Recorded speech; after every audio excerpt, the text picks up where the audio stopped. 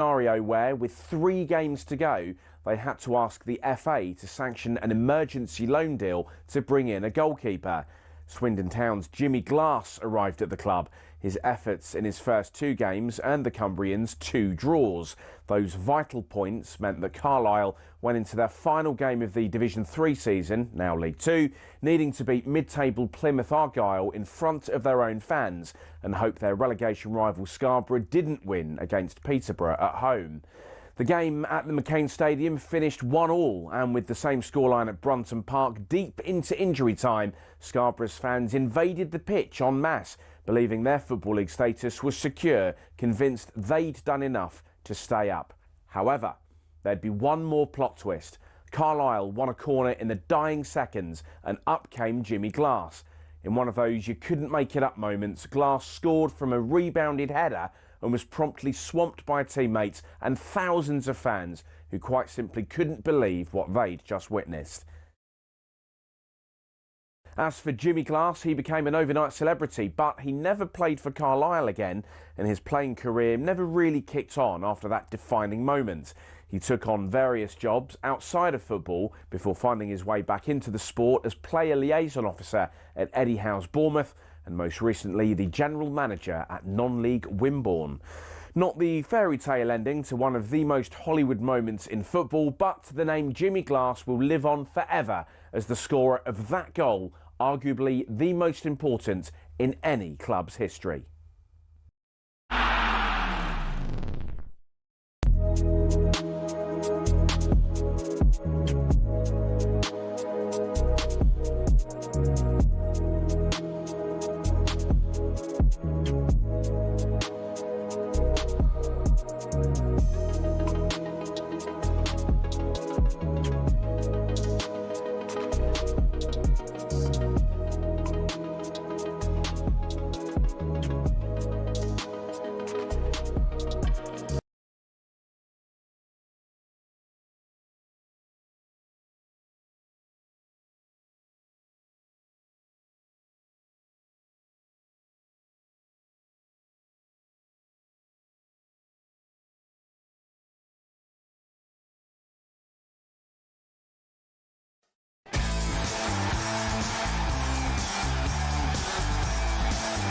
Good morning, how's it going? Happy New Year. Welcome along to the Weekend Sports Breakfast here on talkSPORT. Shebahn Aherne alongside Millwall legend Tony Cascarino. Good morning, everybody. Happy New Year. Luke Littler gets the job done at Ali Pally, seeing off Ryan Searle to book his place in the PDC World Darts Final.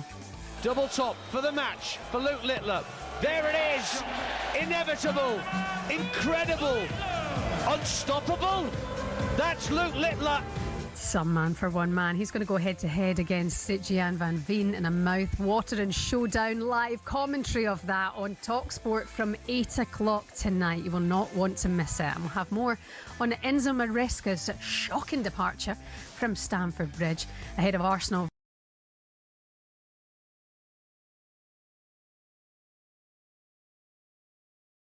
As a professional, I think he's done a terrific job at Chelsea, and that's a decision that he's been made, and just wish him all the best. Chelsea fans, the phone lines are open for you this morning. 03717 03717 I've forgotten how to actually work or how to get anything done.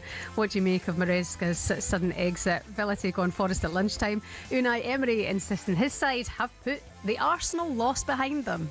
We are again focused. We are again focused for the match tomorrow, and the consistency we want to keep is our priority. GameDay exclusive for you here on talkSPORT. Build up at 11, kick off at 12:30 today.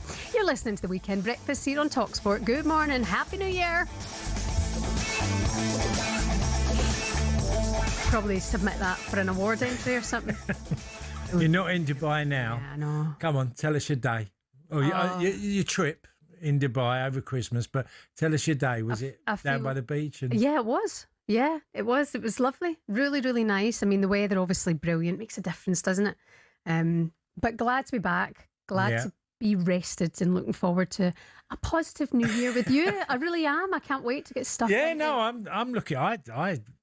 I saw something online just before Christmas and I thought, I'm going to do it. My missus had to go at me because she said, if you think you need to start January the 1st, you don't. You need to start today if you're going to do an idea. She's harsh. Yeah. So she went, because that's how she rolls, really. Anyway, so I've gone, no, I'm going 1st of Jan. I'm going to do it. I'm going to do it. I'm going to know. And it was basically 100 squats, 100 press-ups and 100 sit-ups every day. Now, so far, I've managed to do it January the 1st, January the 2nd, and I'm going to do it every day.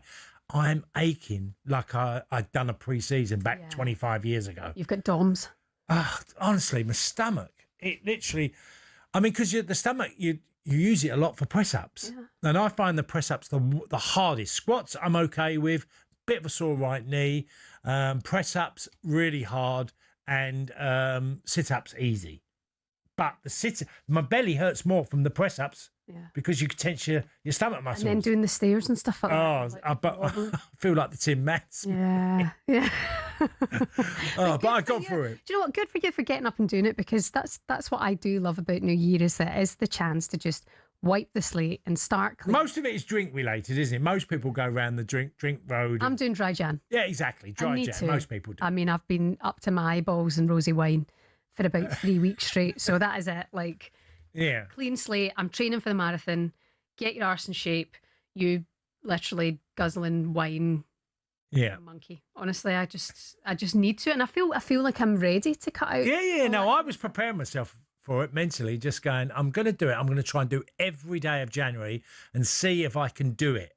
Because someone said to me, it's really hard. Yeah. It might sound simple, 100 squats, press ups, and sit ups. They said you'll really feel it. You'll notice the change. So I'm going to do it. I've got my 2 boys in France who are doing it as well. They're like sending me videos of them doing it. I'll see how we go. Baby Gabs, we should get a before and after of Cass, and we should put it on TikTok. Of them, you know, when you see them, they do that. This was me now. Allow me to reintroduce myself, and then they jump, and then it's like you're all 6-packed up. I don't know if I'll be 6-packed up, but did you used to have a 6-pack? Sorry, did you have a 6-pack? I never, even when I was playing professional football, I never had a 6-pack. There was lads in the dressing room. You see them whip their top off, Shebahn, and you think, and I'll tell you who's the worst was Sheringham. Teddy Sheringham, because he's Ted, a sculpture. No, yeah, but he never did any of them sit-ups. He never did any of that. He'd tell you he did, but he never worked hard on it. He had a natural 6-pack. Frank Sinclair as well at Chelsea, natural six-pack, you know, and there were many others. John Collins at Celtic, unbelievable, but he spent a lot of time in the gym. He's one of the fittest I've ever seen, John. He whipped his top off and he was literally rock hard, John Collins. I used to laugh him. We could call him Wee Dad. You know, Wee Dad, because he was the son of the manager and all. You know, but some of them. But I never got a 6-pack. Oh. No. Is it? And if there's any experts out there, is that a genetics thing, or could Cass get a 6-pack? Well, I'm sure I could, but the definition is the one, isn't it? Yeah. Some people look like they're absolutely chiseled. Yeah. I can look like I've got a 6-pack, but not to what people I've just mentioned. Yeah. Do you know what fit is in now? You know, like when you see strong, toned, lean people, that's totally in. Yeah. Like as a not super skinny. And women are doing it as well. Yeah, women are doing it. My missus is in the best nick she's ever been. When did Jo start? When did she have a go? She changed. Well, she had a serious illness in, what year was it? 2015. After she had Rocco, she was in a coma for 3 weeks. And she came out of it. She was incredibly scarred because she was in an induced coma. And so she had lots of issues. So for 2 years, she was never the same. If you saw Jo from 4 or 5 years ago and to what she is now, she's literally, I mean, she's very like you, she's very slim build, but she worked really hard on a sort of design of her body, really, just working hard. She's in great nick in comparison. She said it was life-changing. She changed all her diet. She's massive into gut health, and she used to drink a lot more than she did, but she still will have a drink. Yeah. But nowhere near to the levels which she used to. Oh, that's it. I think that's what I need to change. I said to her, you're getting boring as you're getting older, aren't you, really? But you've got to be careful because she gets... Oh, I know. And then that's the thing, she probably live longer. Well, I'm doing all that. I go to dinners at Christmas and whatever, and I said, she was like, you've got to slow down. You've got to slow down. And I was like, well, I don't drink a lot. I'm not a drinker. And you're a big guy. So I actually think the equivalent. I don't know how much difference that makes. For you. I don't know. Really? Yeah. But you don't feel it. All I know is on Boxing Day, Or was it Boxing Day? No, the day after Boxing Day, the 27th. I've had a great day out with my two boys in London. We've gone to a Guinness pub. And we stayed there all afternoon. We went and had something to eat, and I had a great time. Yeah. So that's worth anything better than doing in the gym for me. Absolutely. Listen, that's all we've got time for on Weekend Breakfast and talkSPORT. No, seriously, we're both on a health kick together. So if you are as well, you can share your journey with us. Please don't think we're turning boring. And if you're one of those people who have changed your life at a new year start, then let us know your journey. Yeah, absolutely. And if it's life changing, and you've got to look after yourself as you get older as well. Yeah, absolutely. They say now we've got Roar Fitness, who's an expert. She's got her own gym with us tomorrow on the show. Sarah Lindsay is her name. I know, and we can ask her all these questions. What do we need to do? And you can ask your questions to her as well. It should be interesting.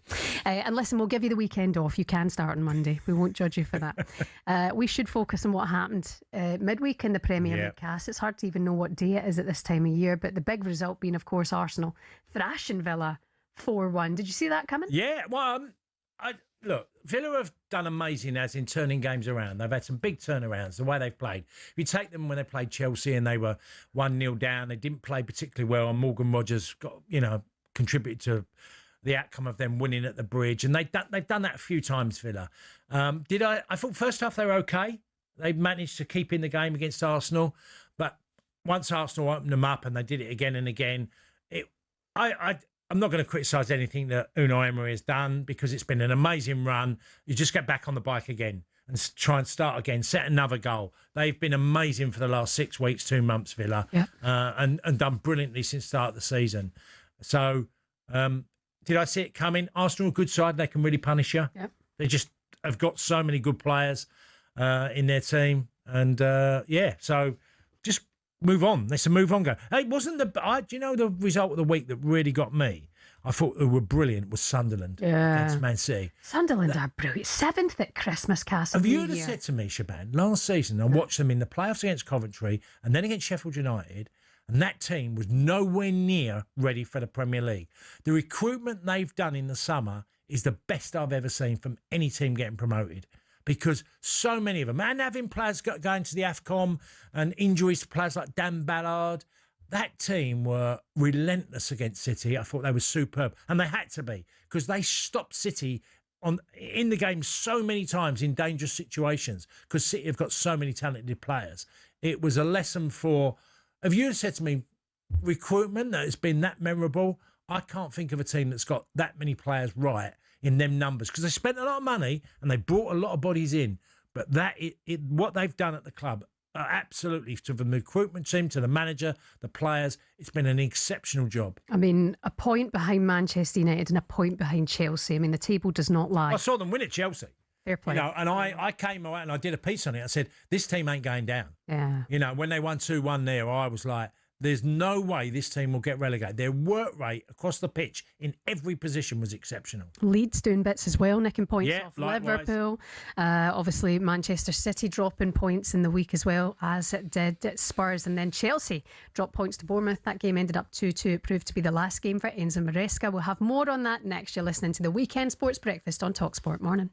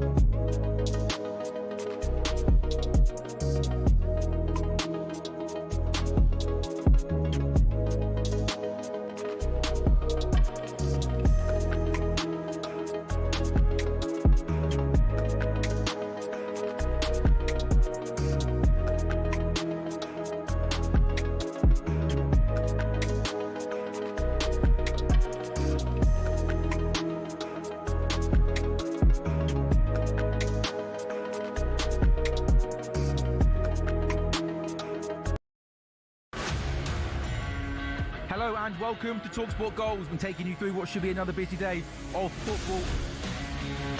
Chance to win it! We don't need to do that, guys. I'm going to owe you an apology. How would you get to that conclusion? That's a weak mentality. Oh, get out of it.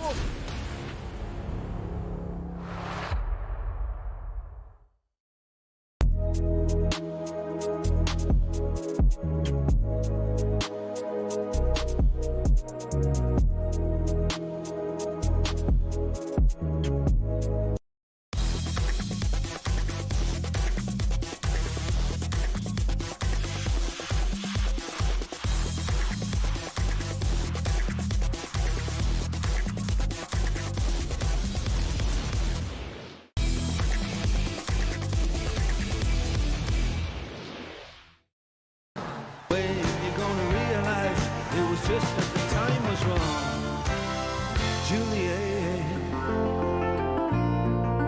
Good morning. How's it going today? This is the Weekend Breakfast here on talkSPORT. Shebahn Aherne and former Republic of Ireland striker Tony Cascarino, Romeo and Juliet by Dire Straits. Dire Straits. We're in Dire Straits. Somebody help us. Bring back Katie. Am I a fan of them? Are you going to ask me that? Well, actually, there's a story that's going around in the papers today. British icon says he wants to prove that all the world's a stage by taking on roles in Shakespeare plays. One half of the Chuckle Brothers comedy great Paul Elliott says he would love the chance to perform in the Bard's repertoire. Right. Could you see that happening? I don't know. I have no idea. Could this be the next theatre superstar? One of the Chuckle Brothers? Could be. That might work. Yeah, Do you like theatre? Do I like what? Do you like theatre? Yeah. Yeah, I've been a good few times. I've seen some great shows. The Jersey Boys is one of my favourite. I've seen so many I've seen over the years. But I find it to me it's always go for a meal, go to the theatre, come back home, have a couple of drinks. Yeah. But the Jersey Boys would be my favourite. I've seen Les Miserables. I can't even say it. And many others. Yeah, I've seen many others. I saw 40 Towers in theatre as well, and that was really good. That was really good fun. Do you know what? I'm getting to that age, Cass, where if I have the meal and then go to the theatre, I'm like falling asleep. Yeah. Nap. Yeah. You know. Whereas if you do the Matilda, I saw. Have you taken the kids to see Matilda? No. That's really good. You should take your two kids to see Matilda. Or the Lion King or something. Even Frozen looks good. It's really good. I found Matilda really, really funny and sort of kids love it. They just love it. And it's the way it's set. The set is fantastic. Oh, okay. Yeah. I'll do that. I love theatre. I used to be in the musical theatre. Did you? Yeah. Done loads of shows. Have you? You're a bit of a dark horse, aren't you? Why is that funny? I just think you're a dark horse. You randomly come out. Oh yeah, I used to do that because you were on ITV as well. 20 years in the business, people. I know. Considering I'm only 22. Right, moving on. Let's talk about Enzo Maresca. The latest episode of the talkSPORT Daily podcast is available for you now. We've got Harry Symeou and Chelsea content creator Rory Jennings winding everybody up, getting stuck into the news that Enzo has left the club and what went wrong since the Club World Cup win in the summer for the Chelsea boss, and who they think should be in line as the next manager. As you can imagine, Rory, not one to mince his words. Yeah, I'm slightly surprised, but with regard to this ownership, nothing is surprising. This ownership, Todd Bowley, Behrad Agbali, Blue Code, the Clear Lake Consortium, it's the worst thing to have ever happened to Chelsea Football Club. Chelsea were formed in 1905. Literally nothing has happened to the club worse than this ownership taking charge. The second that this ownership got their claws into the club, it has been a downhill spiral. It's a disaster, but you are right. There is nothing really surprising about this. We are a wild club, a bonkers club. 22 days ago, Enzo Maresca was being paraded with his Manager of the Month award for November. 22 days later, he's been given a sack. So, yeah, it's bewildering. It's totally baffling. But for me, it isn't really about Maresca. Maresca is somebody that we need to discuss, of course. But the reason I think that so many people are so animated and so desperate to back Maresca is because of what he represents. This is actually a revolt against the ownership.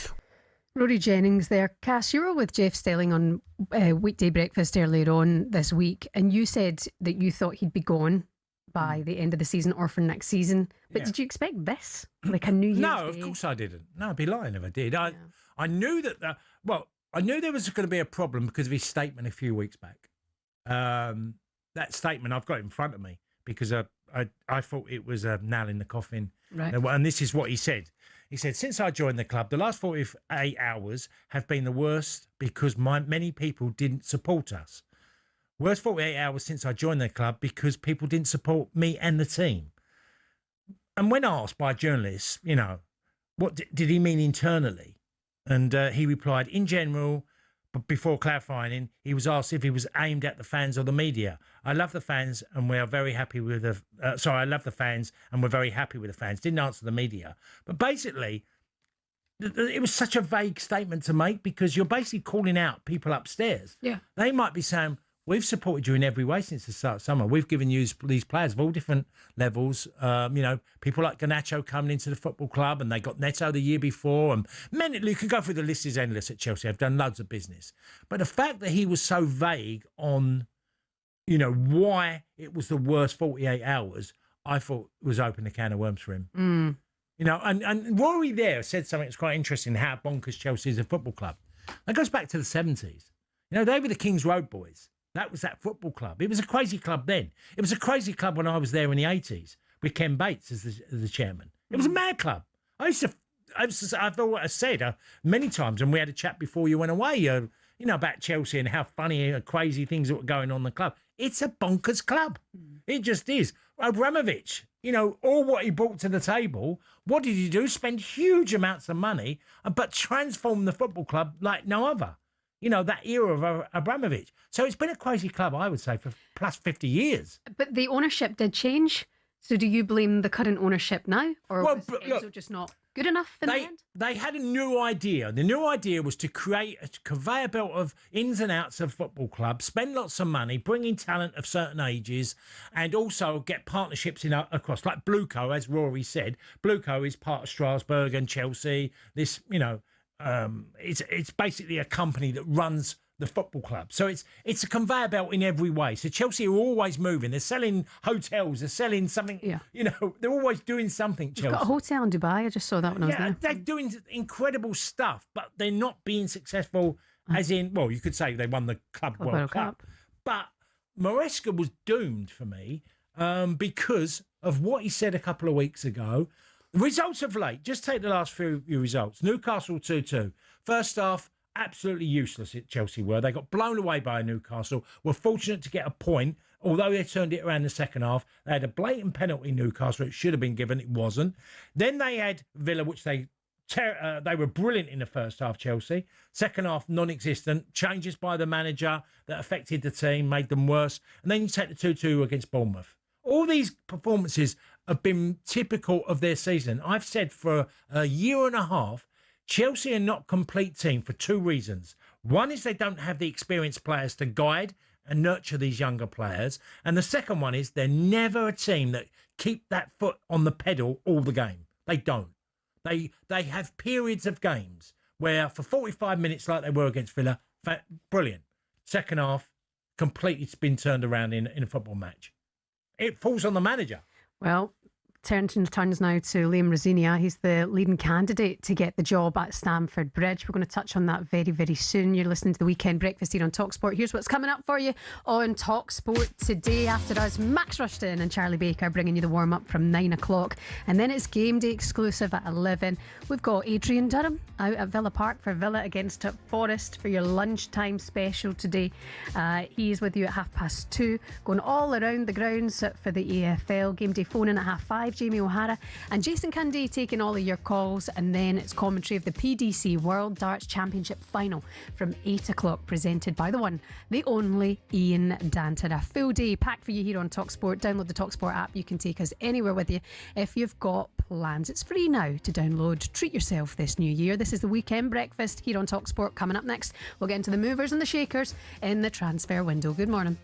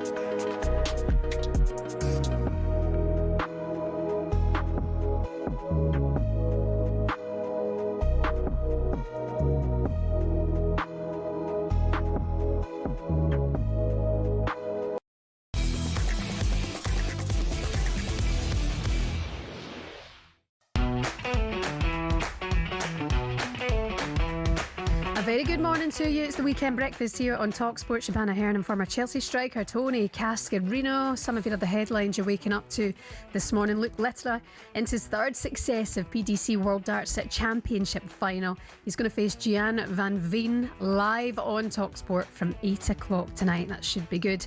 WSL side London City Lionesses have appointed Eder Maestra as manager following the sacking of Jocelyn Pritchard. And also Brighton take on Burnley at the Amex. Here's our talkSPORT reporter with everything you need to know. Who are you? I'm Alex Crook at the Amex Stadium, where Burnley will be hoping the new year brings new hope in their quest to avoid an immediate return to the Championship. The Clarets find themselves 6 points adrift of safety after a run of just 2 points from their past 10 matches, but will take encouragement from an improved performance in defeat at home to Newcastle last time out. As for Brighton, well, it's no wins in 6 for Fabian Herzler's side. They'll see this as a massive opportunity to get their push for Europe back on track. At the Amex, it's Brighton against Burnley.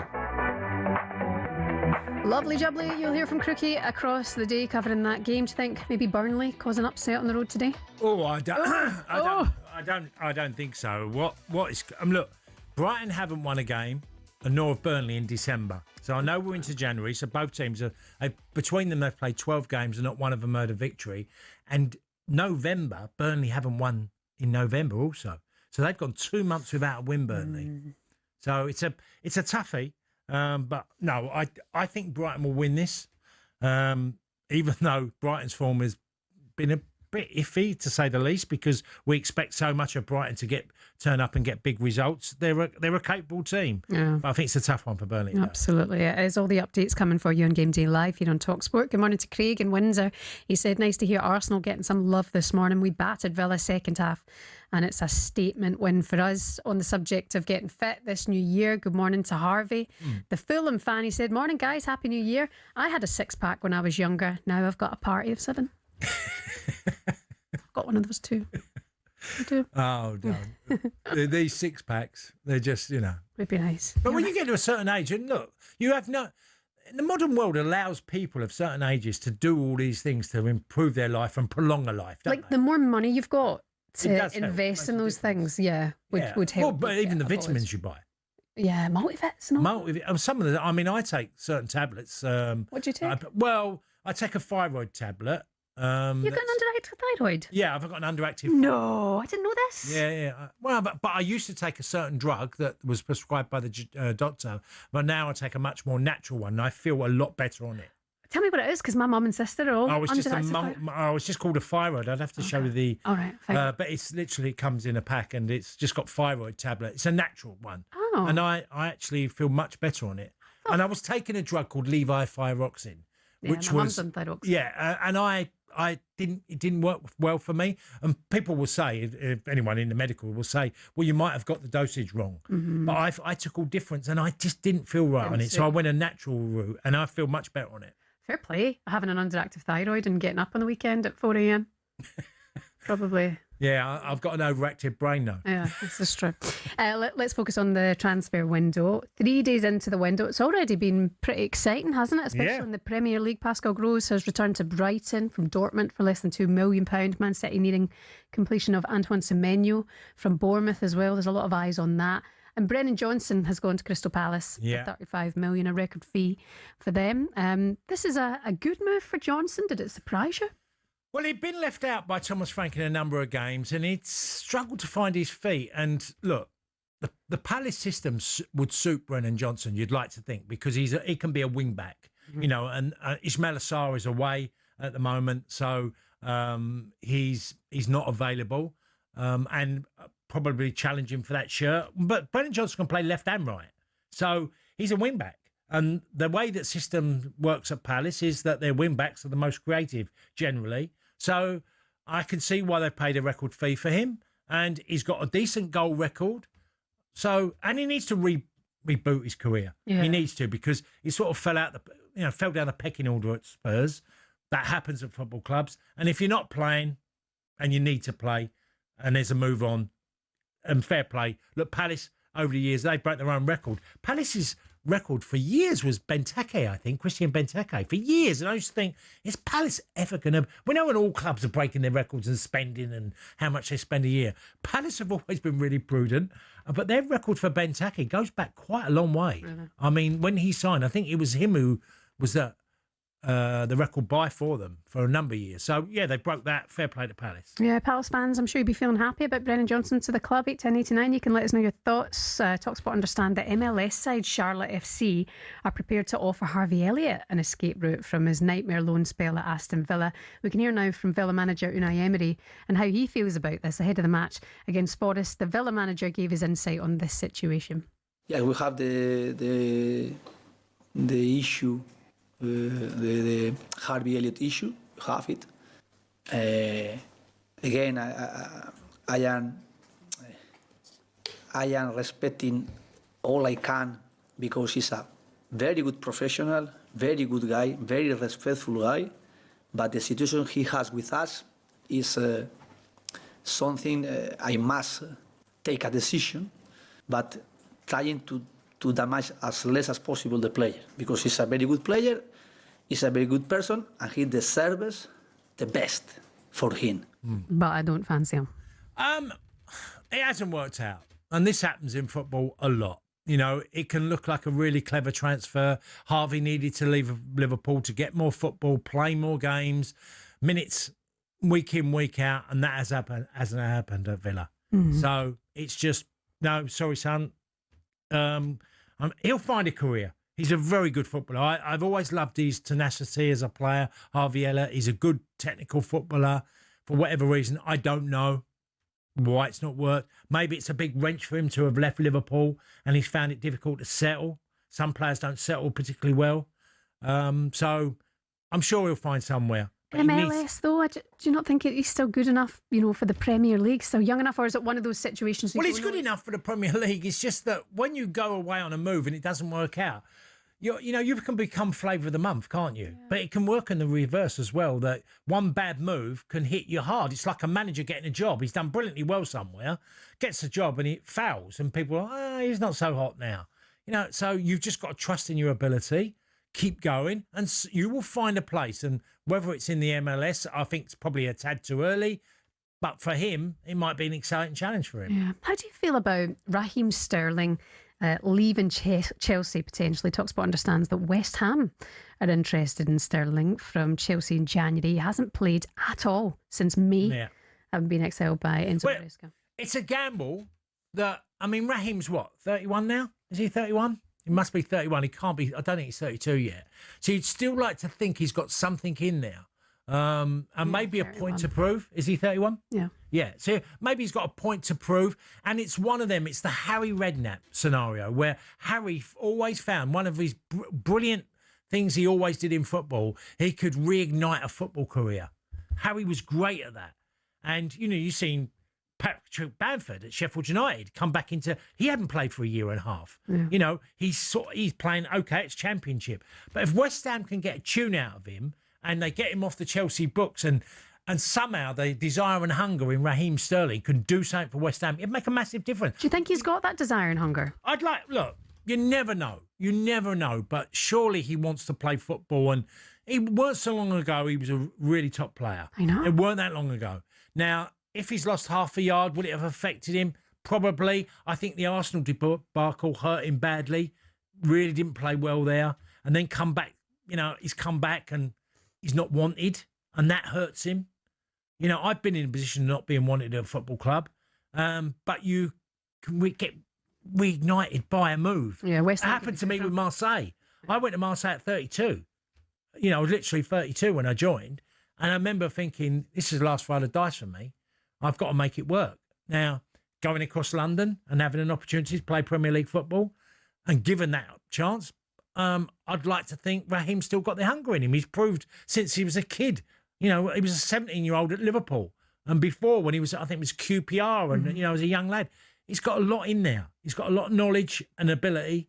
Can West Ham get a tune out of him? That's a $64,000 question because you never know. You're rolling the dice, but West Ham need to roll the dice. Yeah. They do. If they get something out of Raheem, he turns up and gets 3 goals, 5 assists, or whatever way you want to look at the data, and they end up staying up, someone's going to go, what a great move that was, bringing in Raheem. Absolutely. 1889 West Ham fans, are you up for that? Raheem Sterling to the club? Does that sound good to you? Well, it might not to them at the moment, but by the end of the season, they might have said, do you know what, that was a shrewd bit of business that we did. Yeah. They need to do something, and it needs to be dramatic. Otherwise, they're down. Mm-hmm. Yeah, they don't have a choice, do they? Yeah. You listen to the Weekend Breakfast here on talkSPORT. All the updates on transfers as well on our website, talksport.com. You can keep across everything there. Coming up for you next, we're going to get into this morning's back pages of the newspapers. This is the Weekend Breakfast on talkSPORT.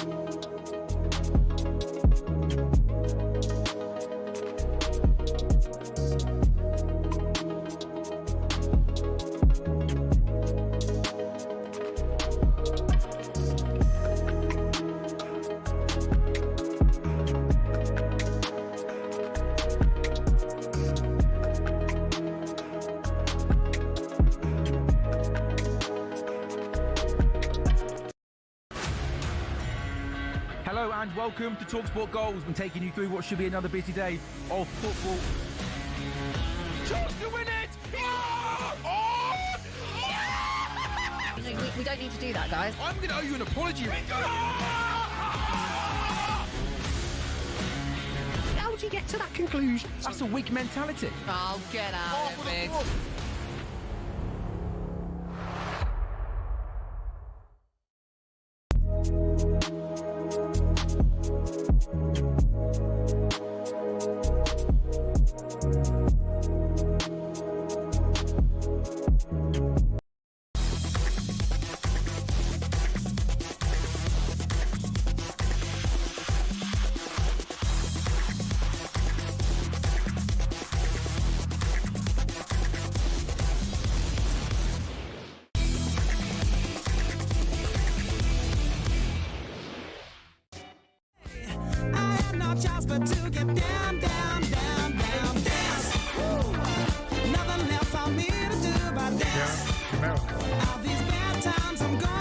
Name Jamiroquai's biggest fan. My missus.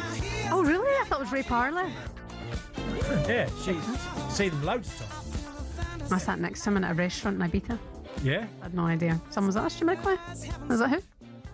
Well, he didn't like, I mean, there wasn't loads of hits. Like, you know, like people sometimes you go to like having a number one hit, but he was so big at underground, wasn't it? Really, more than... Kind of a big deal. He became mainstream, obviously. He'll go far. You're listening to Weekend Breakfast on talkSPORT. Shebahn Aherne and Bromley's finest. Tony Cascarino. Headlines this morning in rugby union. Newcastle Red Bulls claimed their first Premiership win since 2024, ending a 19-match losing run with a 25-19 victory over Gloucester. That's one way to start the new year. Fair play to them. Aston Villa manager Unai Emery has revealed the club were not convinced about signing Harvey Elliott on a permanent deal 2 months ago. I feel for him. I hope he gets an opportunity and does well elsewhere. Bournemouth host Arsenal on a huge clash for the Gunners' title hopes today. And Andoni Iraola tells talkSPORT about the latest Semenyo transfer talk ahead of the game. There is nothing signed. For sure, there are conversations. I understand a lot of the noise around, but there is nothing signed. Antoine is our player, and I hope. Obviously, I've said it a lot of times. I want to keep him for a lot of time, but I don't know what's going to happen. Yes. A lot of buzz around this one, Cass. I mean, he could go wherever he wants. It feels like Antoine Semenyo, but it looks like the done thing. Yeah, a lot of clubs want him, and you know, sit here in the driving seat at the moment. It's going to happen. It's just who gets him. Yeah, exactly that. Yeah. We Antoine Semenyo today playing for Bournemouth against Arsenal 5:30. All the updates for you on GameDay Live here on talkSPORT. We're going to get into today's back pages now. Big time Twitter superstar Oscar O'Kane, viral Aussie, we now call him, is with us this morning. Good morning, Happy New Year. Good morning, Happy New Year. Yeah, come on. I've heard you've been on other shows talking. I heard you were wee Judas. Yeah. Go and speak to the other shows before I wait for the weekend. It's a shambles. It is. You're a disgrace. I'm a disgrace. We've always said it. You're famous for being in a photo. That's it. Oh, thanks for that. Dagger there. Absolute dagger. So tell us about the photo. So there's only one place that we can start, a club that is very close to both of you. You played for this club, you support this club, Celtic. We're focusing on under fire manager Wilfried Nancy. He has, I think it's fair to say, he's come out firing on all cylinders in his pre-match ahead of the Old Firm clash. He's claimed that the media have tried to kill him in an extraordinary 7-minute outburst. Let's hear how that sounded. Usually we have 4 weeks of pre-season. So it's totally normal that you guys, you kill me. I'm fine with that. I'm totally fine with that. Because I know where do I want to go. Judge me in a few weeks, month. But if you want to judge me now, you can do it. Because it's fact that, and it's new also for me, that I didn't have the result and we didn't have the result that we wanted.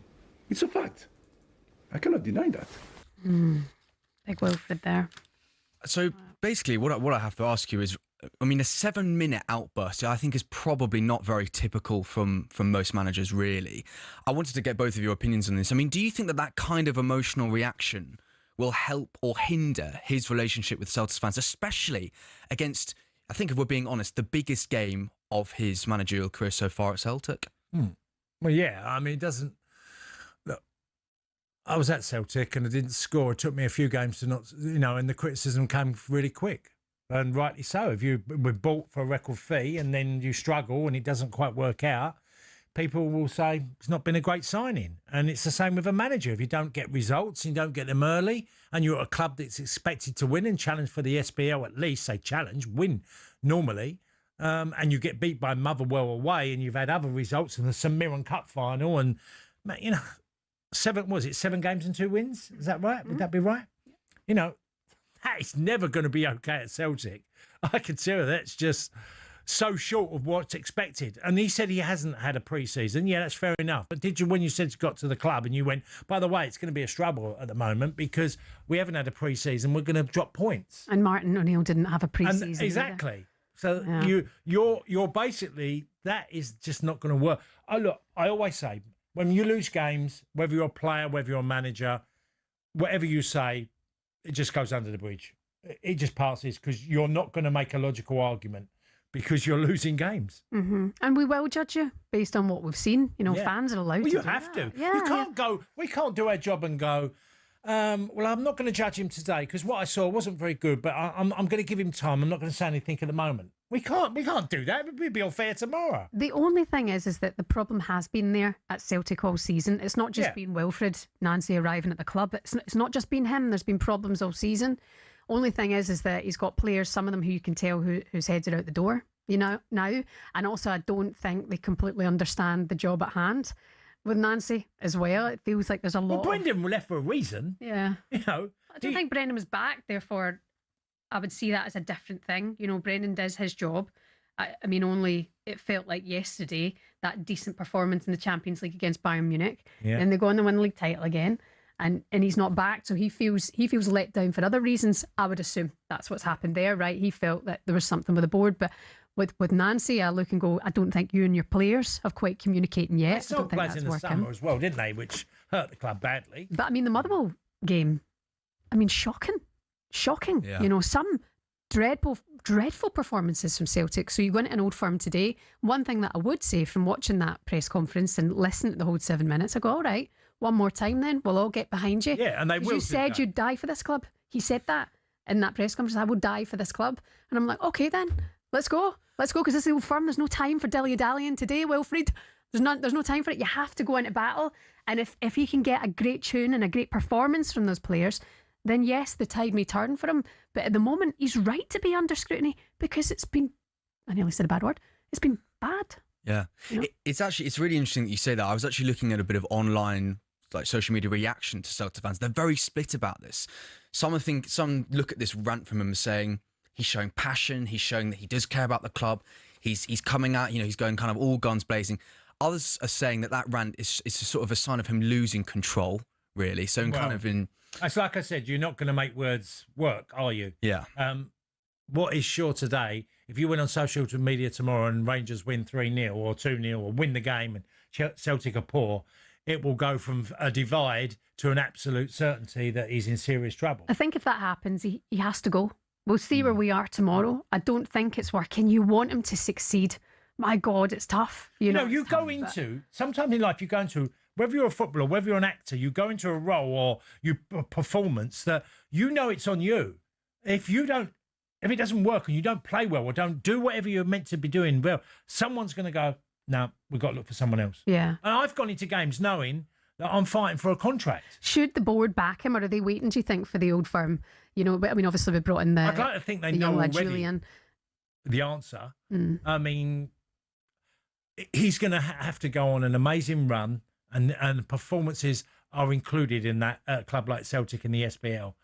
And what I've witnessed, and look, I'm from I don't see enough of Scottish football, or Celtic or Rangers, but I do see a bit, and I know that only from listening to other people, lots of formation changes and ideas.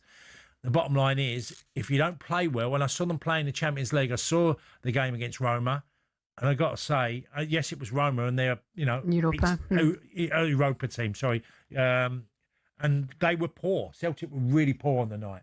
Got blown away 3-0 comfortably. And that was the thing in that game. Also, you know, the stadium's half empty. Yeah. It's 70 minutes. Things that I have never seen this before. You know, I've never seen that. No. So often. I mean, from the outside looking at it, mostly, I'm not a Celtic supporter. I do like watching the Old Firm. I think it's one of the best games in the world. I mean, certainly in this country, it is the best derby in Britain.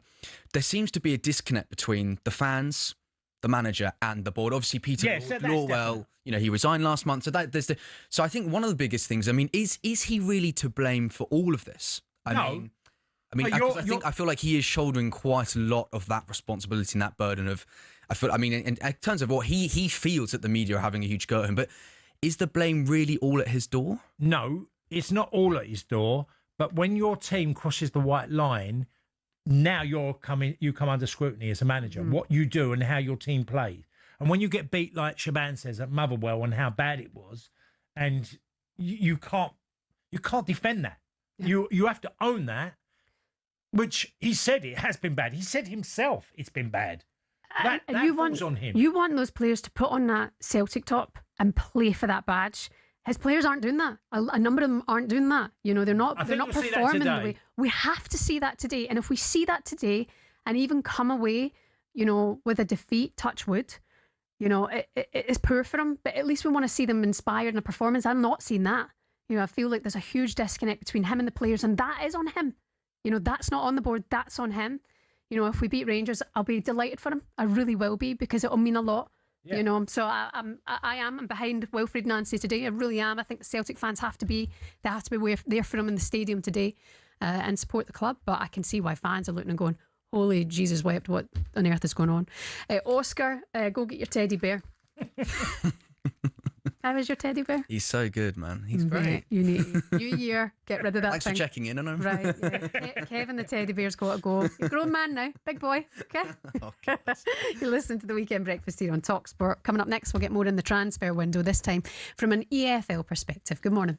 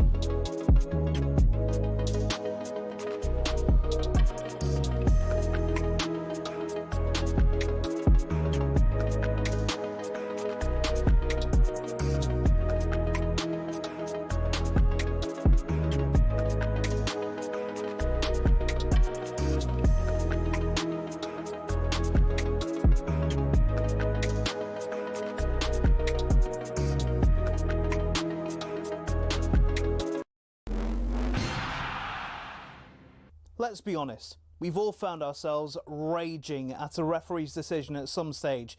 This feel familiar? That is an absolutely shocking decision. They've got a case in that it was a bad decision. It's such a poor decision. Yeah, I think he's just made a bad decision in that instance. But what does it take to get to the very top of football refereeing? Every referee starts with their county FA. It's a simple training course and you can take it as soon as you hit your 14th birthday. Once you've done that, you have to go through at least 11 hours of face-to-face training. You'll then graduate as a Level 7 official, which means you can take charge of county-level games. But hold your horses, there's still a long way to go to get to the Premier League. Your next step is to spend a year each at Levels 6, 5 and 4. This covers the top of the amateur game. Only at Level 3 do you start doing Northern Counties or Isthmian League level games, for example. If you've done this all quickly, you can reach Level 2 and ref your first National League match after, I don't know, 6 years? After getting enough experience at that level, you can apply to be a referee in the EFL. There's an interview, people watching you do games, and then, if the EFL are happy, you'll be granted a Level 1 licence to ref in games in League 2 and above. Now, they don't just say on you go to the Premier League, you have to work your way up through the divisions. Only after years of hard work and refereeing on cold Tuesday nights in Stoke can you be considered to do matches in some of Europe's very best stadiums.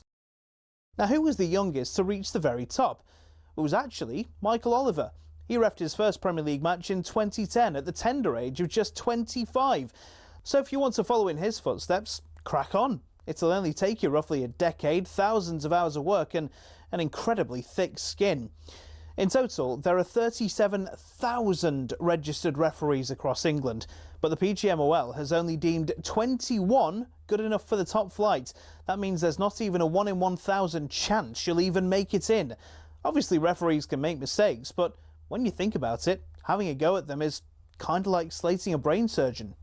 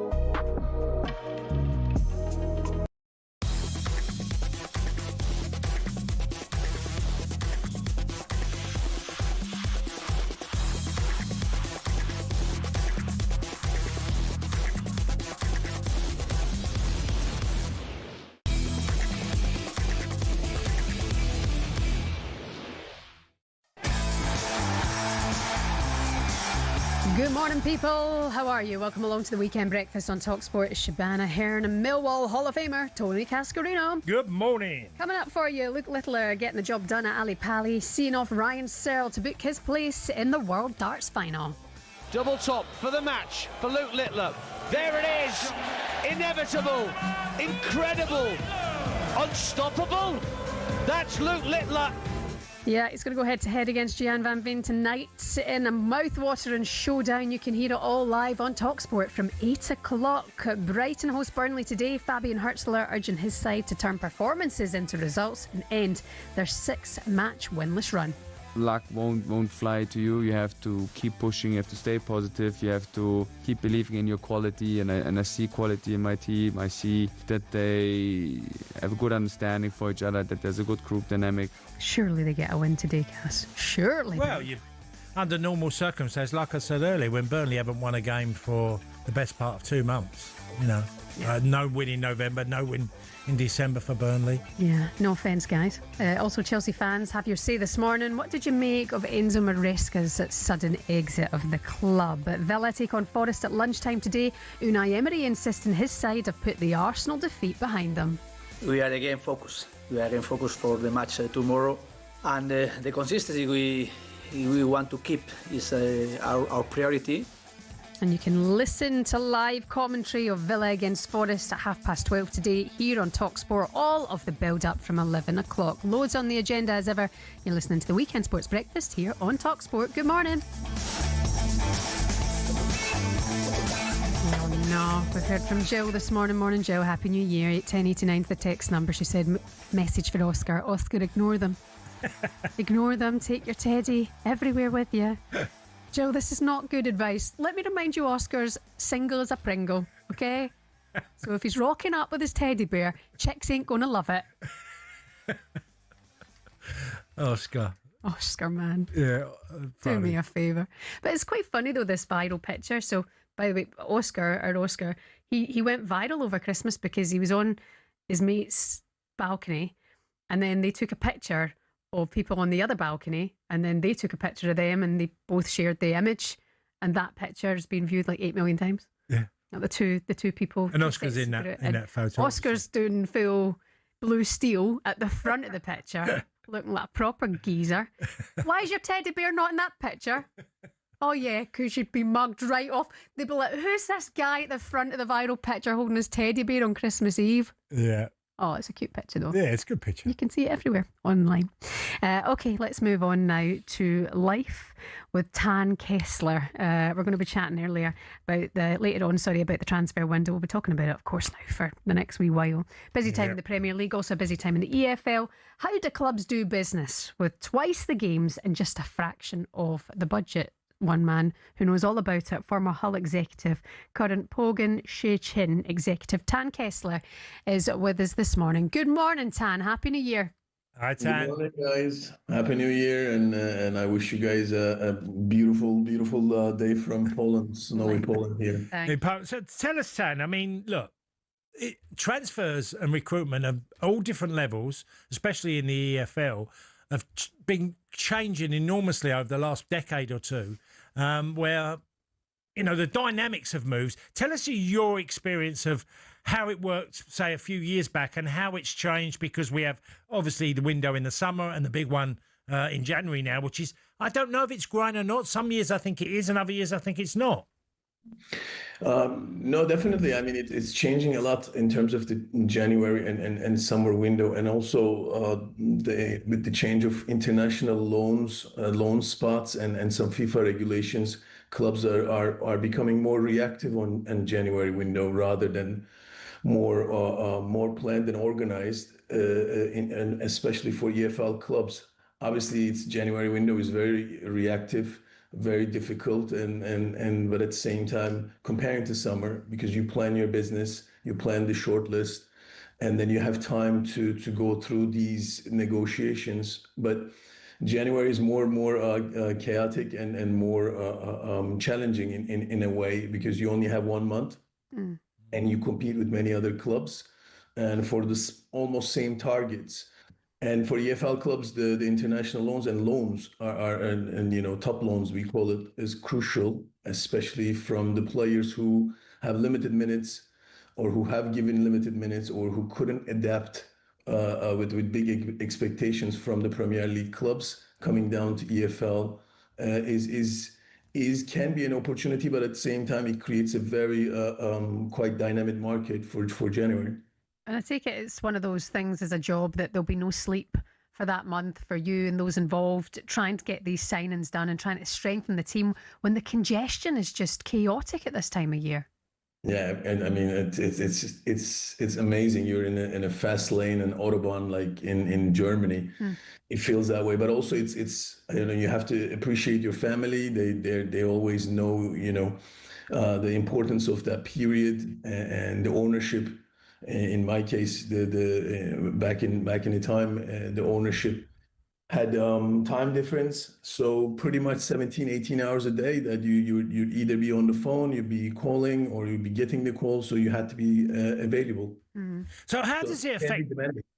Tan, tell us about the clubs that are in, great financial positions. Also have an advantage, because if they say didn't do as much business in the summer, that they are really prime opportunities that become available in January. Yeah, it's again, it's very important how you position yourself. I call it more like a jump through for January. So you can do all these, unplanned transfers in summer. But I've always strategized the clubs that I was with to be able to make one or two important or top moves in the January based on following the market. For example, when I was in Hull, we've reacted to Fabio Carvalho, who was at Liverpool at the time, and now he's in Southampton, and coming back from in Germany on a very disappointing loan spell. That we took. That's very key element that you can, using your network and understanding who could be coming back and who could be fit, or who would you want to take a risk to make that jump through moment for the remaining part of the season. Or for some clubs, it's a relegation battle. Do you want to just spend the money and then take players on loan and trust them to keep you in the league, is also another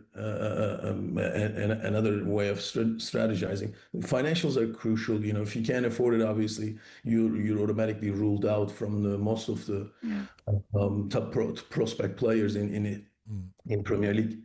Well, the EFL, and if you're looking at mainly the Championship, and you might even say League One, Tan, is that these clubs can go abroad and they can pay wages of different countries, because the wages are generally way higher in the Premier League and certainly in the Championship than many countries have. Like if you go to France, there's players on far less money, and other countries, and you can go to South America. So it does, give the opportunity for clubs in the EFL, especially the Championship, to make some really interesting signings. Yeah, I mean, I totally agree with you, but I have to point out the risk in January for doing that kind of a business. If you go to South America, yes, as an AFL club, it's a cheaper market, you can afford it. However, England is one of the really complex football markets for international players to come, adapt, and climatize. And then you have very limited time for players to come in and perform. Otherwise, you could just face a relegation again, or just move out of the playoff spot or promotion battle. So it is calculating the risk is so important. Summer is more comfortable for those kind of players and cheaper markets, but you want to be more focused on. I don't want to give away the full recipe, but you want to be focused on players who had played enough minutes in the past and struggling to play in at least summer to winter period, or players who actually been in different loans or speaks different languages or been in different markets, who can change their homes and adapt easily. So I think this is the key. Otherwise, you can just a really good player from South America, and it may take 3 months for them to adapt for the playing style, for the culture, the weather, and even the games being played. So so many games being played in 1 week. Yeah. Speaking of adapting, then, Tan, I mean, how's life in Poland? How's your current role going? Oh, it's amazing. I love Poland. It's an emerging market. Everything is, the facilities are brand new, and there's a tremendous support for football in here. Almost we play every game as a full house, and most of the clubs are the attendance is one of the biggest in Europe. Brilliant. And for my team, it's just quite exciting because we are very close to Germany, and although the climate is a bit challenging than England, and it can be, but it's quite exciting times, and it's an emerging market. I'm enjoying it a lot. Just one final word, because you worked with Liam Rosinia at Hull City. What did you make of him? And he obviously done a great job for you at that particular time. Yeah, I mean, he's really quite. How do I say? He's so demanding, but at the same time, that he planned all this. Like when we were interviewing him, I still remember it. It's a beautiful moment, when he applied for the job. We were looking for a lot of different candidates. He had a very rough spell from Derby County, but when I looked at his methodology and football philosophy, I really seen something special there, and then wanted to meet with him. And then, you know, when we met, he said he wanted to be a coach of a Champions League club at one point. And maybe for many executives at the time, being in a championship and trying to, you know, find a way to promote, it could be too ambitious. But for me, it was very significant for a coach to be determined from that moment on his career. And since then, I've been, you know, privileged to follow his development, and he's getting there. And I think he deserves it. You know, for me as a coach, he's student of the game, and he has personality to do that. His communication is exceptional with the players. So what I've seen is not surprising for me from someone who actually given him a chance to showcase his ability and talent for in the past for Hull. Brilliant, good to hear. I mean, Chelsea fans, I think, will be happy to hear that. Just quickly, a word on Hull. Doing well at the moment? Yeah, I mean, I'm very happy for Arjun. You know, he's quite spent significant time and his financials and to be at this point. I mean, obviously with Liam, we were right there, and then after that, we had to, you know, reorganize, and he had to reorganize. So as a team, I think they find the spirit if they can manage the of course, the transfer ban and the current injuries. I do see them doing well and taking a shot at promotion. Okay, Tan Kessler, thank you so much. It's my clubs. Oh yeah, I know you're not taking your eye off it at all. Tan, thank you so much for your time this morning. Take care of yourself. Thanks, Tan. Thank you so much for giving me the time, and I appreciate it. And all the best from Poland. All the best to you. Happy New Year. We'll speak to you again soon. Coming up next for you in the Weekend Breakfast. Get the kettle on. Cappuccino with Cascarino is on the way.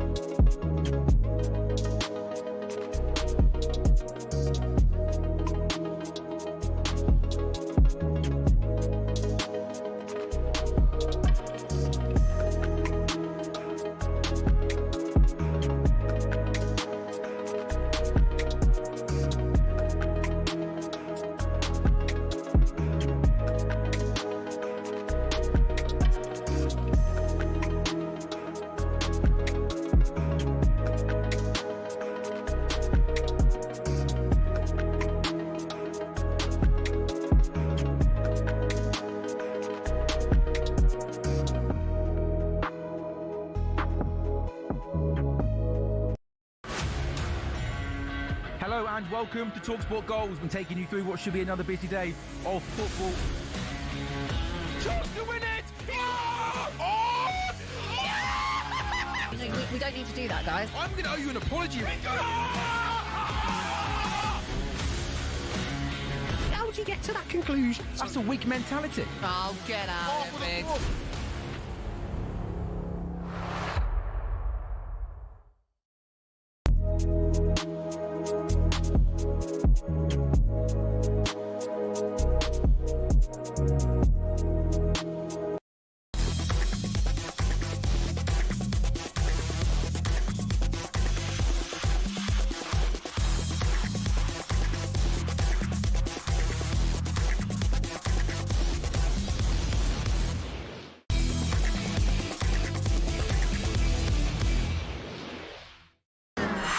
26k for 2026 on talkSPORT.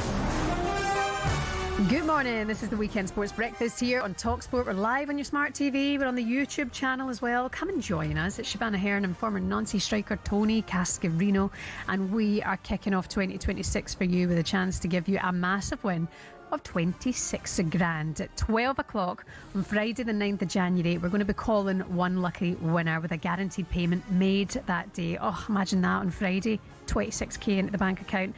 You could be that person. Here's how you can get involved. Text WIN to 83338. Texts are £2.50 plus your one standard network rate, or you can call this number 0343 423 9761. That's 0343 423 9761. The lines close 12 p.m. on the 9th of January. You'll need to answer your phone if it rings, because it could be us giving you the chance to win 26 grand. It's UK residents only, 18 plus. It's a network promotion. All the terms and conditions on our website talksport.com. Good luck to you. Text the word WIN, W-I-N, to 83338 now. Very, very good stuff. It's a pricey old time of year, isn't it? So replenish the bank account, all thanks to us. And it's time now for this. A cappuccino with Cascarino on the Weekend Sports Breakfast. I say. Oh, it's that time of day, people, where we're getting a kettle on, having yourself a good coffee or a nice cup of tea. Yeah. And Cascarino has a nice story for you today. Well, it's Old Firm Day, so I thought I'd talk about my first Old Firm game. Great. Back in August 1991-92 season, and it was a strange build-up because the week leading up, Terry Hurlock phoned me on the Monday before the game on the Saturday, and said, "Do you want to meet up?" And I had met Terry at that particular time, and we ended up having a drink together, but a load of Rangers players turned up, so it didn't go down well. So I've started it really badly, right? As in, I didn't know, and people like Ian Durant, Ali McCoist and others turned up for a drink, Nigel Spackman, and I'm the only Celtic player. So Celtic players found out that and it was treated like, oh, he's been out with the Rangers players, which I clearly hadn't. I went and met Terry, and knowing, because it's Terry Hurlock and what he was like, he invited loads of other people with him from Rangers.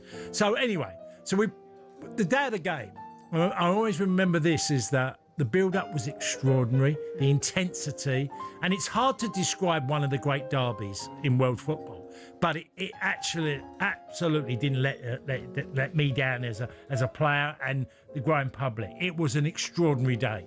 Rangers beat us 2-0, but in the reception at Celtic Park when I went there, David Murray came in, the Rangers chairman, with Sean Connery. You know, when you sort of see these people come in of the highest status, walk straight past me, and I was thinking, wow, I mean, probably Rod Stewart had probably been there. I didn't see him that day, but he probably would have been there that day. And as we played the game, the intensity of the game on the pitch, there was 9,000 Rangers fans. And the day before the game, Celtic agreed to let 5,000 more Rangers fans come into the game. 5,000? It was well, there was 9,000 in total. The atmosphere was absolutely rocking at Parkhead. From the Celtic fans, it was also still the era of, you know, when the whole crowd sways and all the movement and then the jungle opposite the dressing rooms and just seeing the jungle moving, and it was just amazing. The noise, the tackles and everything that went on with it. Honestly, Shebahn, I had one good chance in the game. I could have scored, or probably should have scored. But Rangers won 2-0. Mark Hateley got them both. He played up front with Mo Johnson. Ali McCoist was on the bench. Oh. Ali was on the bench. So, you know, that particular day. But look, I had some great moments in Scotland, and that was scoring against Hearts. I got sent off. I gave away a penalty, scored a goal, and got sent off in 7 minutes against Hearts at Parkhead. I also scored against Aberdeen and Hearts and Airdrie and a few others. Look, it was a tough period, but that day, and also scored at the you scored at Rangers. Rangers as well in the old firm. That's why we like you still. But. Honestly, that day is so vivid to me because from the hotel to the journey into the car park, and you had to get there an hour early because we were told 12 o'clock to be at Parkhead for a 3 o'clock kickoff. You'd have to get to the car park by 11 because it would take you an hour to get from the car park to the dressing room, signing autographs and everything at the build-up. Literally an hour queuing signing autographs, which I'd never done at any club. You know, literally, I'd be thinking that was madness. You spent an hour just literally, but you had to do it because there would be boys' clubs over from Ireland and certain parts of Scotland, from the Celtic boy clubs. And I still to this day, I say to people, I've played in some feisty games, and PSG Marseille was up there. But for atmosphere alone, between the two sets of fans, 9,000 Rangers fans, and there was 51,000 something on the day, and literally 40-odd thousand Celtic fans, was something I will never forget. It was amazing. That sounds absolutely incredible. It's Old Firm Derby Day today. 12:30 it all gets underway. The updates will be coming for you on GameDay Live and talkSPORT. I would love it. I would love it if we were all energised like that watching this game today.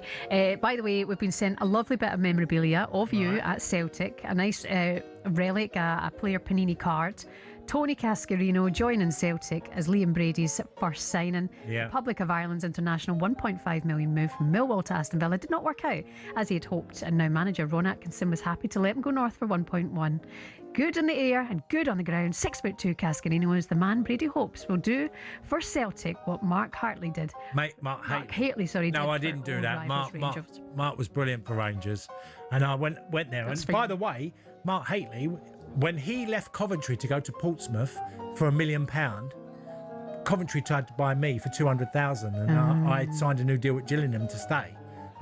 So I've always had that. And Mark Hateley was a brilliant player. It was one of my players. I always said, I want to try and get as good as him because Mark was a terrific player. Really? Yeah. And look, great memory, Celtic and Rangers. Keep that safe. Oh, right. Where'd we get this from, Baby Gaps?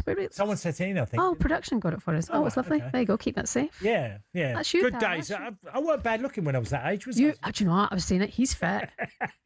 Call HR. Call HR. She's making a move. Coming up next, we're going to turn our attention to a huge 6-pointer today. Wolves take on West Ham. This is the Weekend Breakfast here on talkSPORT.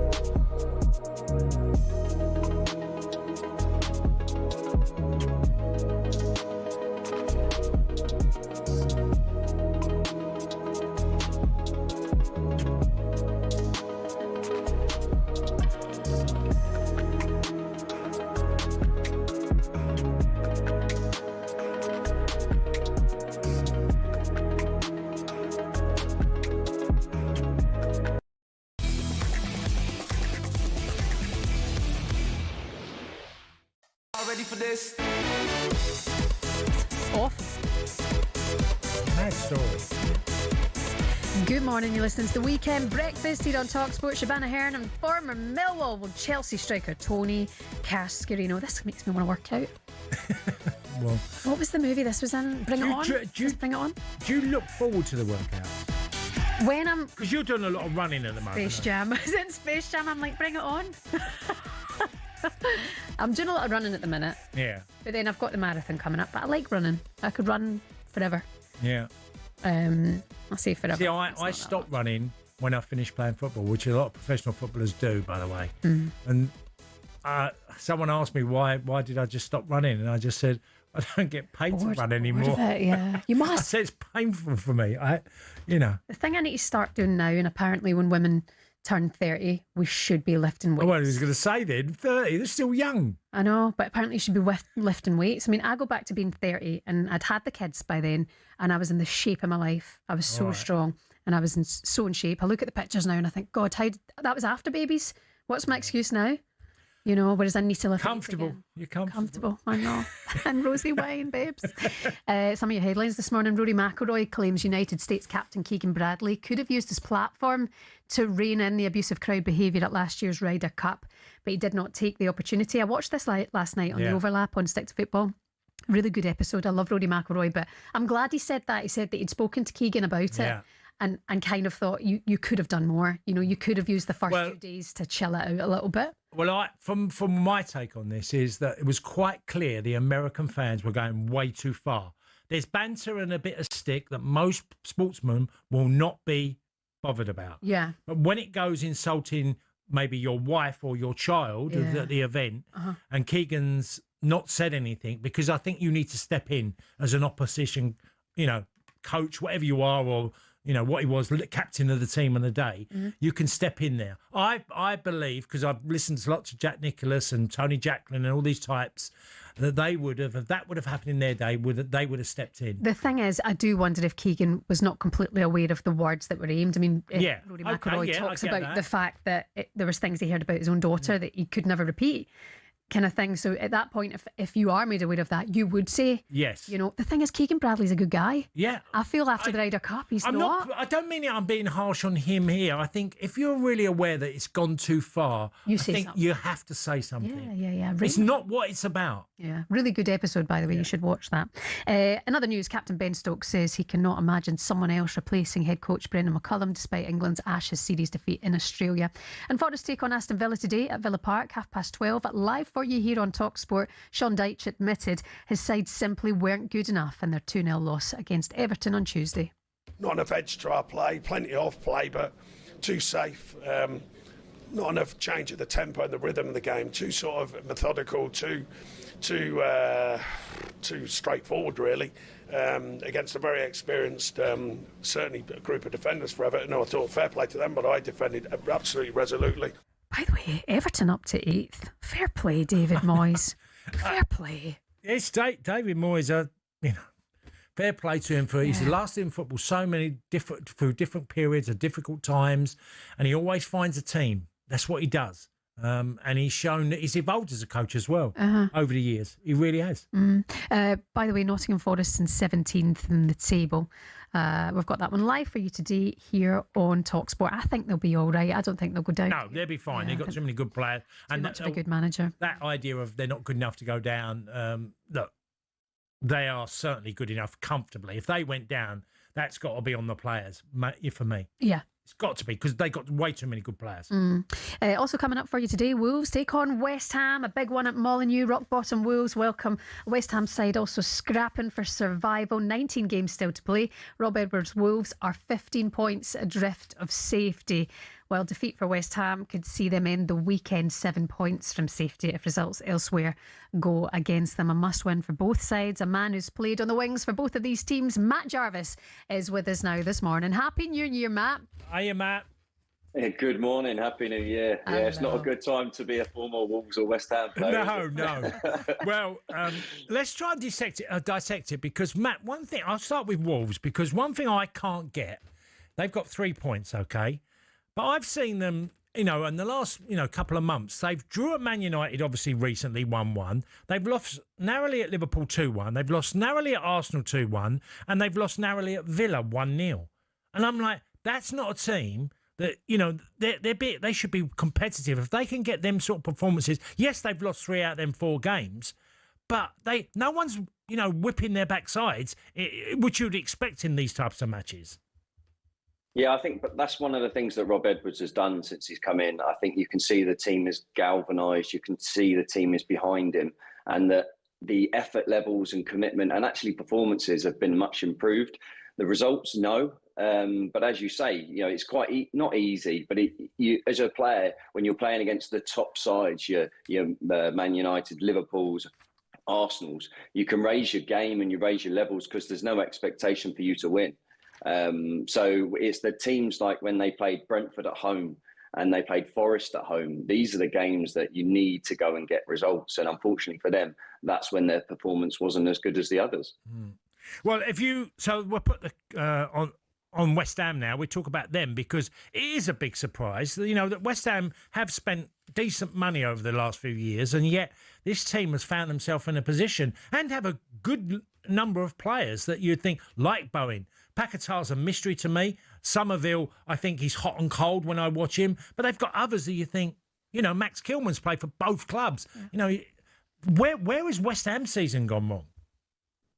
It's been a really poor start to the season. Obviously, managers changes, but it's just been like the actual games, the performances, they just haven't been there. There's maybe been 20-minute periods where they've actually, you start seeing the players for what they are. And, Bowen, to be fair, you can't knock him. No. He's been the best player by a country mile.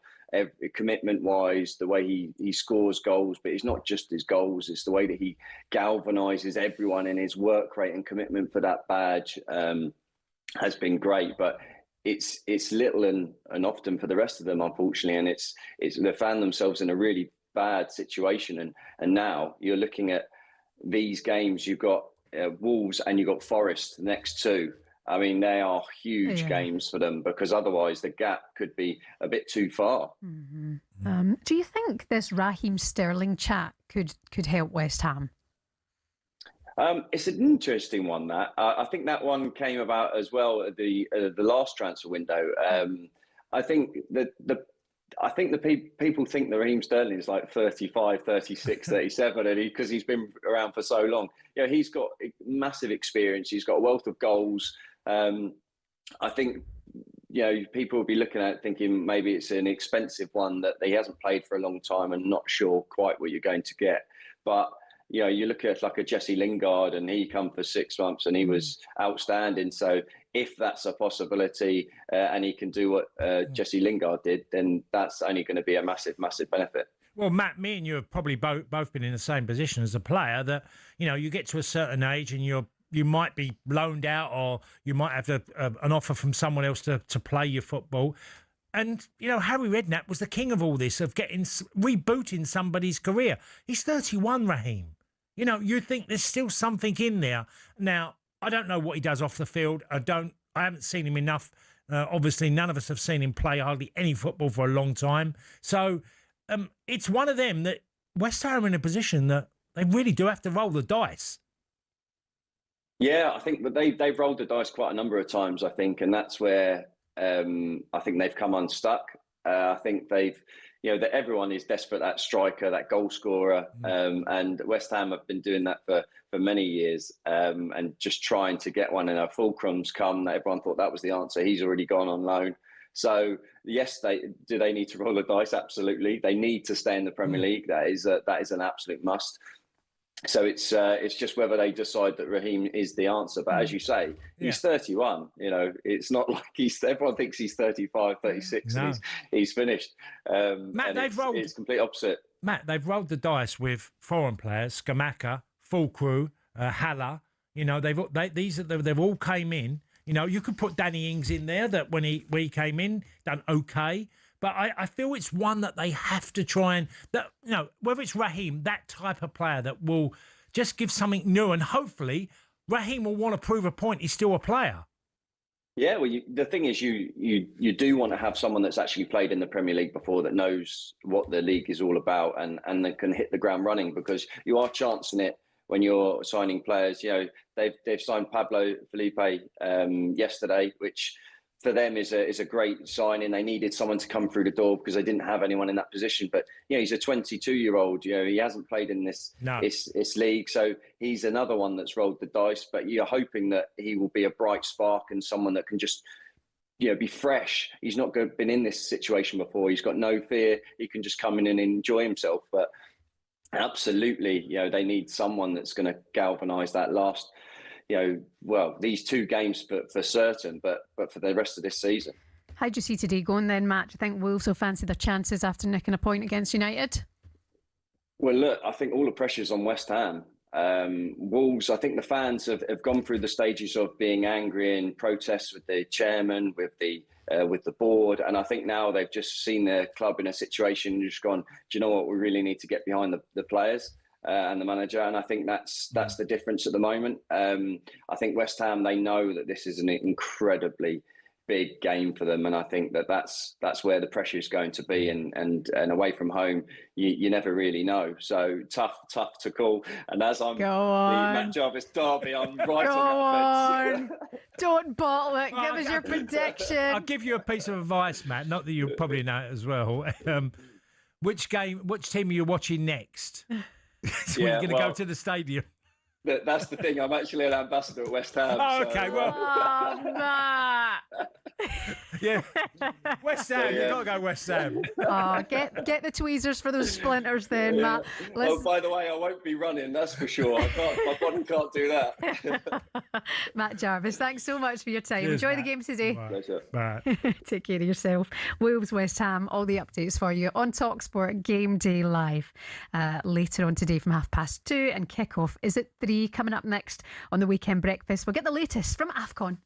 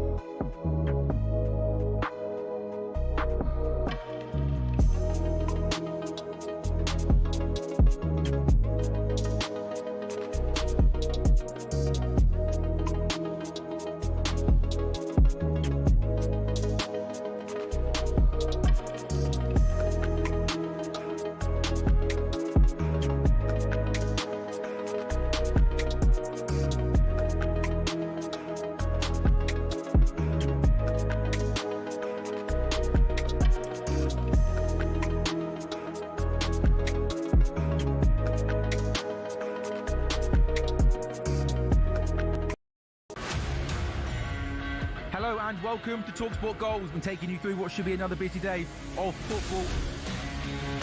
Chance to win it! We don't need to do that, guys. I'm going to owe you an apology. How would you get to that conclusion? That's a weak mentality. Oh, get out of it.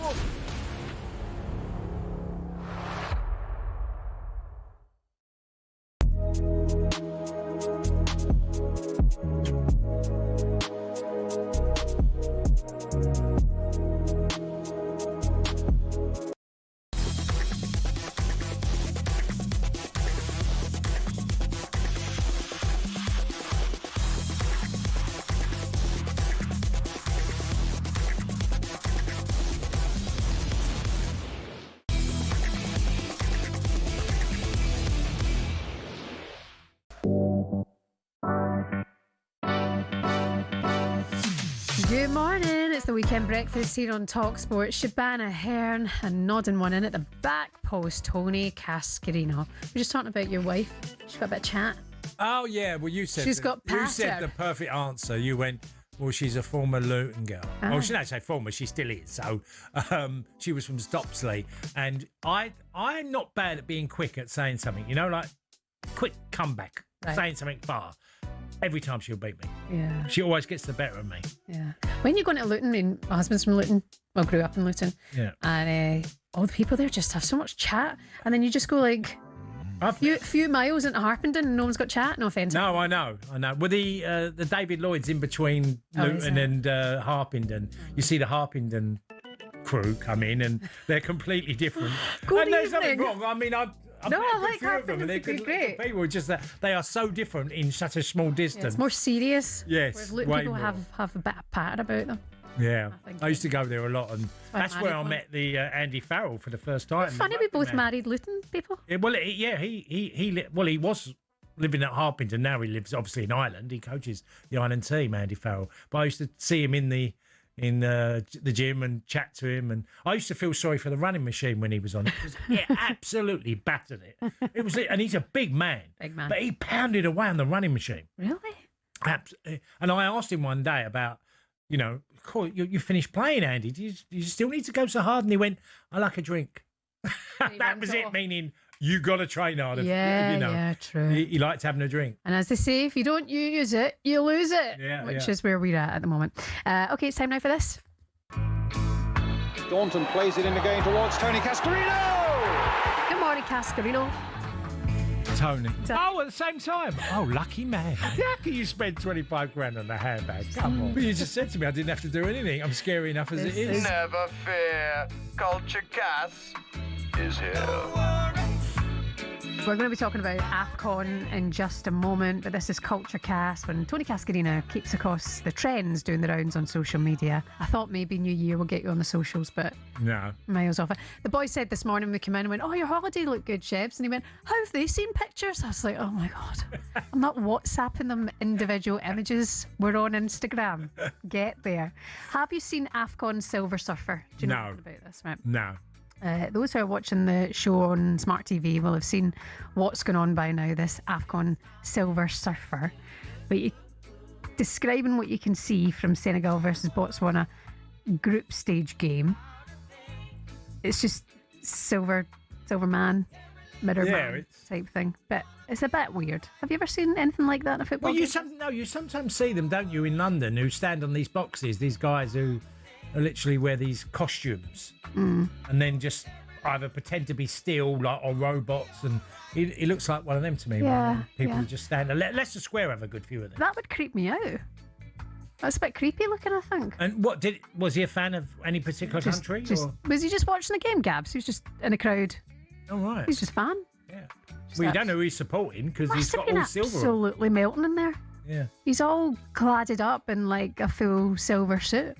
Do you see that catching on? Imagine that. No. At Molyneux today. I mean, that looks unbelievably horrible to wear Looks like any warm day, you'd be burning. All right, Silver Surfer will not be catching on with Tony Cascarino on Culture Cast, but somebody here going through all of the knockout stages, starting today. Senegal take on Sudan and Mali taking on Tunisia. Our very own AFCON correspondent Tony Afoke is with us now. Tony, would you wear that outfit? Is that you? Was that you? Oh, Shebs, can you imagine me at a Christmas party? But that, I feel like I can rock anything, but that probably not. I could rock. Tony, have you got any information on him? Is he a... Where's this guy? Who does he support? Which country? Do you know? Right, so I tried to do some research on it. I think he's a Senegal fan. We don't know who it is, but in fairness, the one thing I will say, because it's not been that hot in Morocco, because Morocco has like the craziest climate. There were some cities that were snowing, some that were quite warm, and there's been torrential rain throughout the tournament.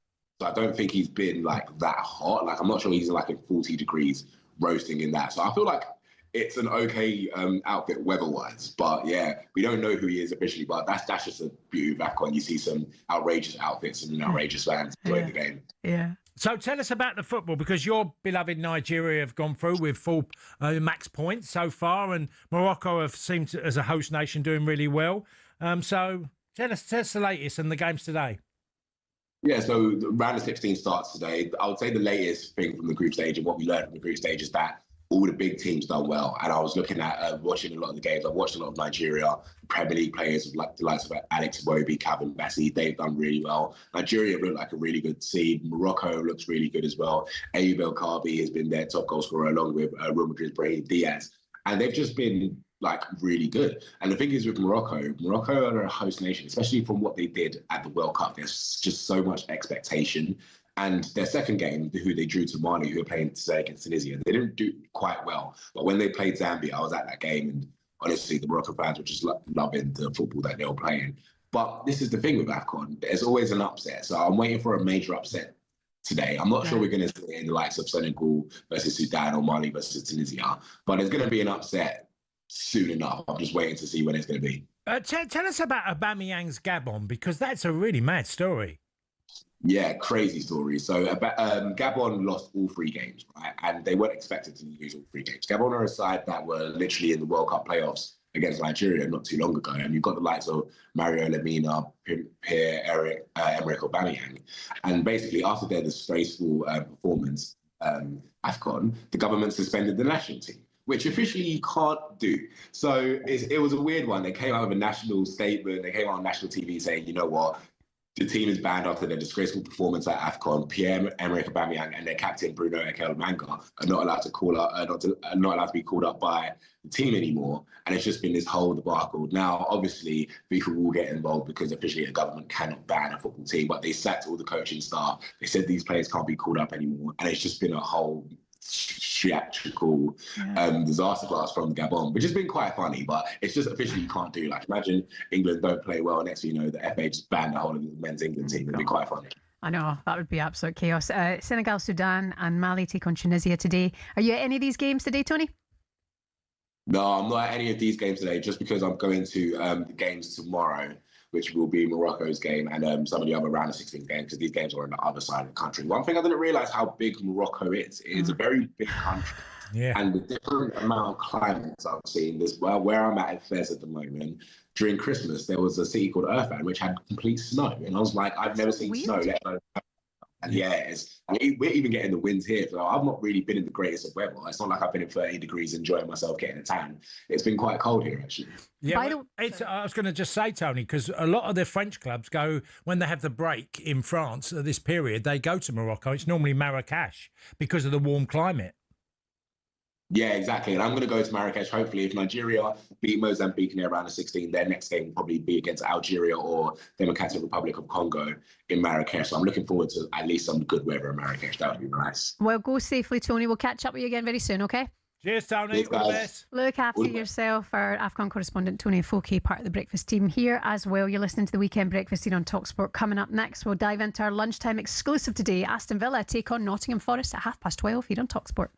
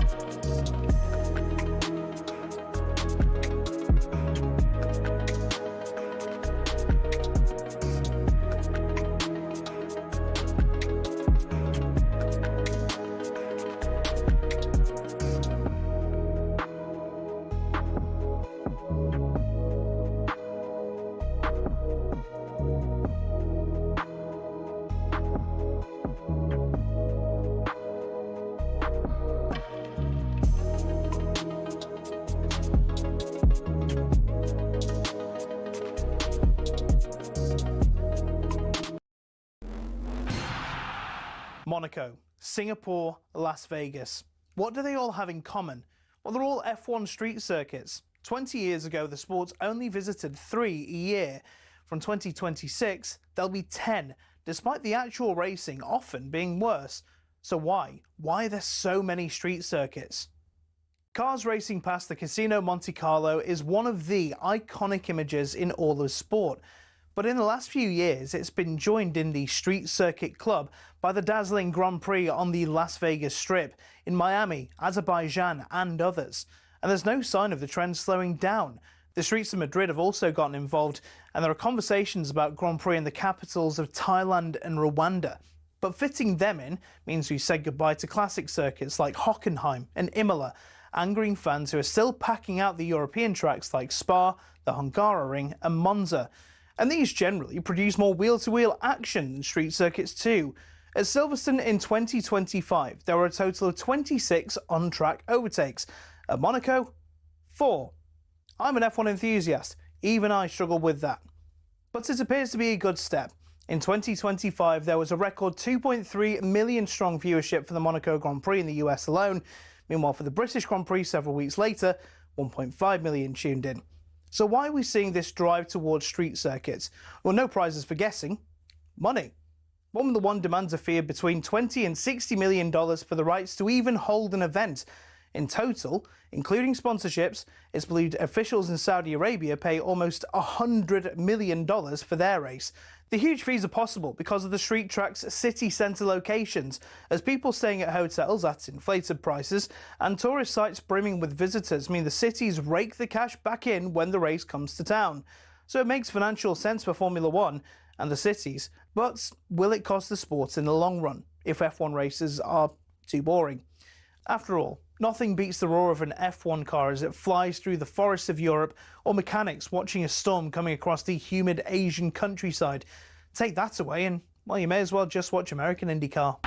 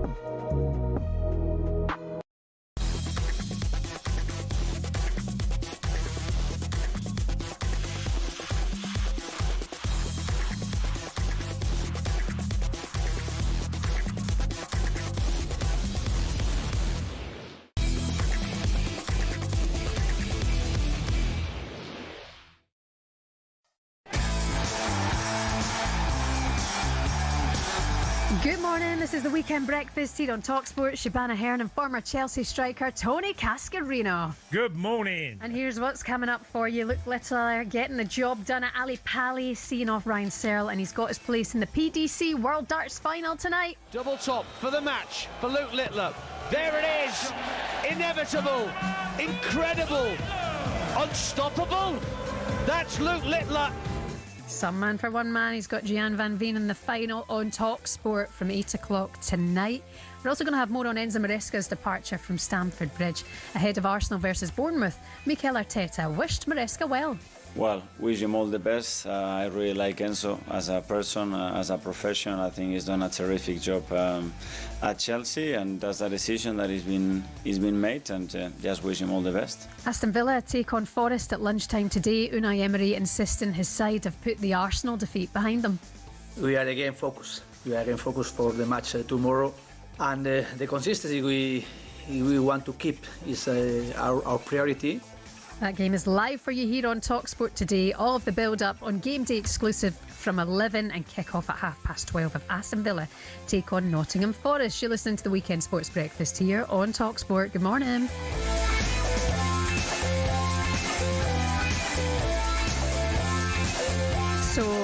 Tony Cascarino, since the 1st of January, started a new workout plan. Hopefully, a TikTok or video will be coming in the next week or so. 100 squats, 100 sit-ups, 100 press-ups a day. Yeah.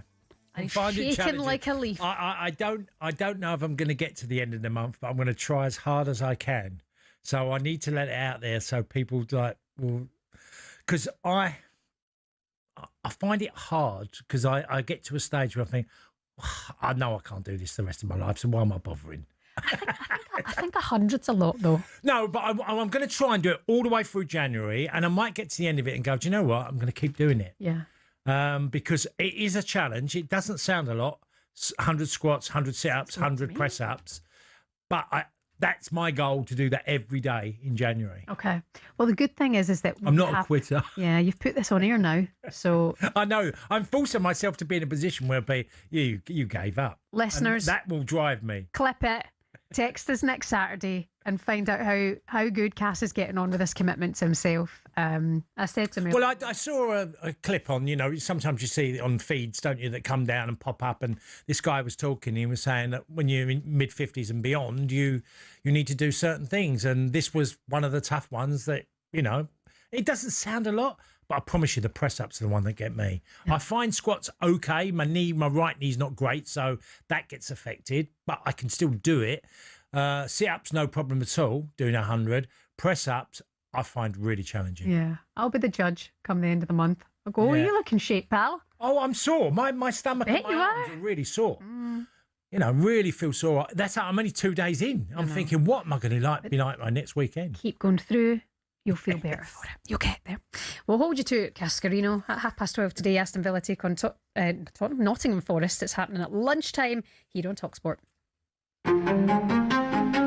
Arsenal beat the unbeatables to go 5 points clear. And just overwhelmed Villa in the end, second half. First half, competitive, good game. And now thinking Nottingham the next Saturday at home. And Aston Villa's squad isn't as big as a lot of the top teams in the Premier League. They still need investment, got top 4 in the Champions League. That's what Villa are really looking for. Victor went left, Raul Jimenez went right. Fulham heading for a happy Christmas. Fulham 1, Nottingham Forest 0. I haven't seen them play that badly since earlier, since Daisy's come in. They lose 3 in a row, Forest 0, Everton 2. Nottingham Forest certainly ran them close. Full time, Nottingham Forest 1, Manchester City 2. His spec would have been, look, get us out the relegation zone and drive us up the league as far as you possibly can, and let's see what we do in Europe and the Cup. That's the challenge, whatever style it is. This will be a belter today, 12:30 here on talkSPORT. Villa take on Forest. Villa looking to bounce back from that heavy defeat against Arsenal. And Forest looking to get away from that relegation zone. Somebody join us now. Former Aston Villa and Celtic legend Paul Lambert. Paul, I'm excited to have you. Happy New Year. Hi, Paul. Happy New Year. Happy New Year. Happy New Year, everybody. You doing all right? I'm doing all right, yeah. I'm doing fine. Yeah, I'm doing, living the life at the minute, yeah. Fair play. Good man. And I'm sure you've been enjoying Aston Villa this season, Paul, because, whatever we say, the defeat at Arsenal, okay, move on. Just move on. They've had a great season. They got Kamara back today. They got Matty Cash back, so that's a big plus for the Villa. So, it's just get back on the horse, isn't it? It's one of them. I don't think it's a hard conversation for Unai Emery today in the dressing room. It's they've set their standards. We know how good Villa can be. They've been great, haven't they? They really have. I think they've been fantastic. I think you're never going to win every single game. You have to have one of these seasons where everything goes right for you, that you win every game. But the Arsenal game, that can happen. He's playing against the top side, but what a run they've been on. They've been absolutely fabulous. It's a great club. It's a massive club. It's a really, really good club, and he's done fantastically well. And listen, they're still in the running. That's the thing of it. It's only one game he's lost, so if he can go on another run like that, then he's going to be near it. Well, I think Villa fans, Paul, and I'm sure you'll agree, when you've got people like Rodgers, you've got McGinn, you've got Watkins, you've got Sancho, or I hope can show something, in this period towards the end of the season, going in the second part, Kamara and many others. They've got a squad that can win games for me.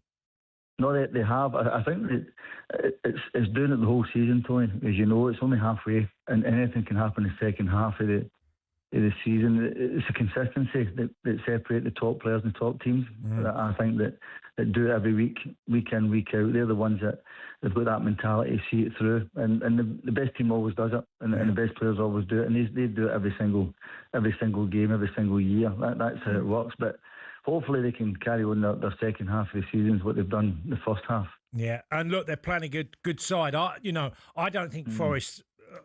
For me, I just don't see Forest even being close to going down. No. I think they've got too many good players, and that will make this a good derby today. That's a Midlands derby.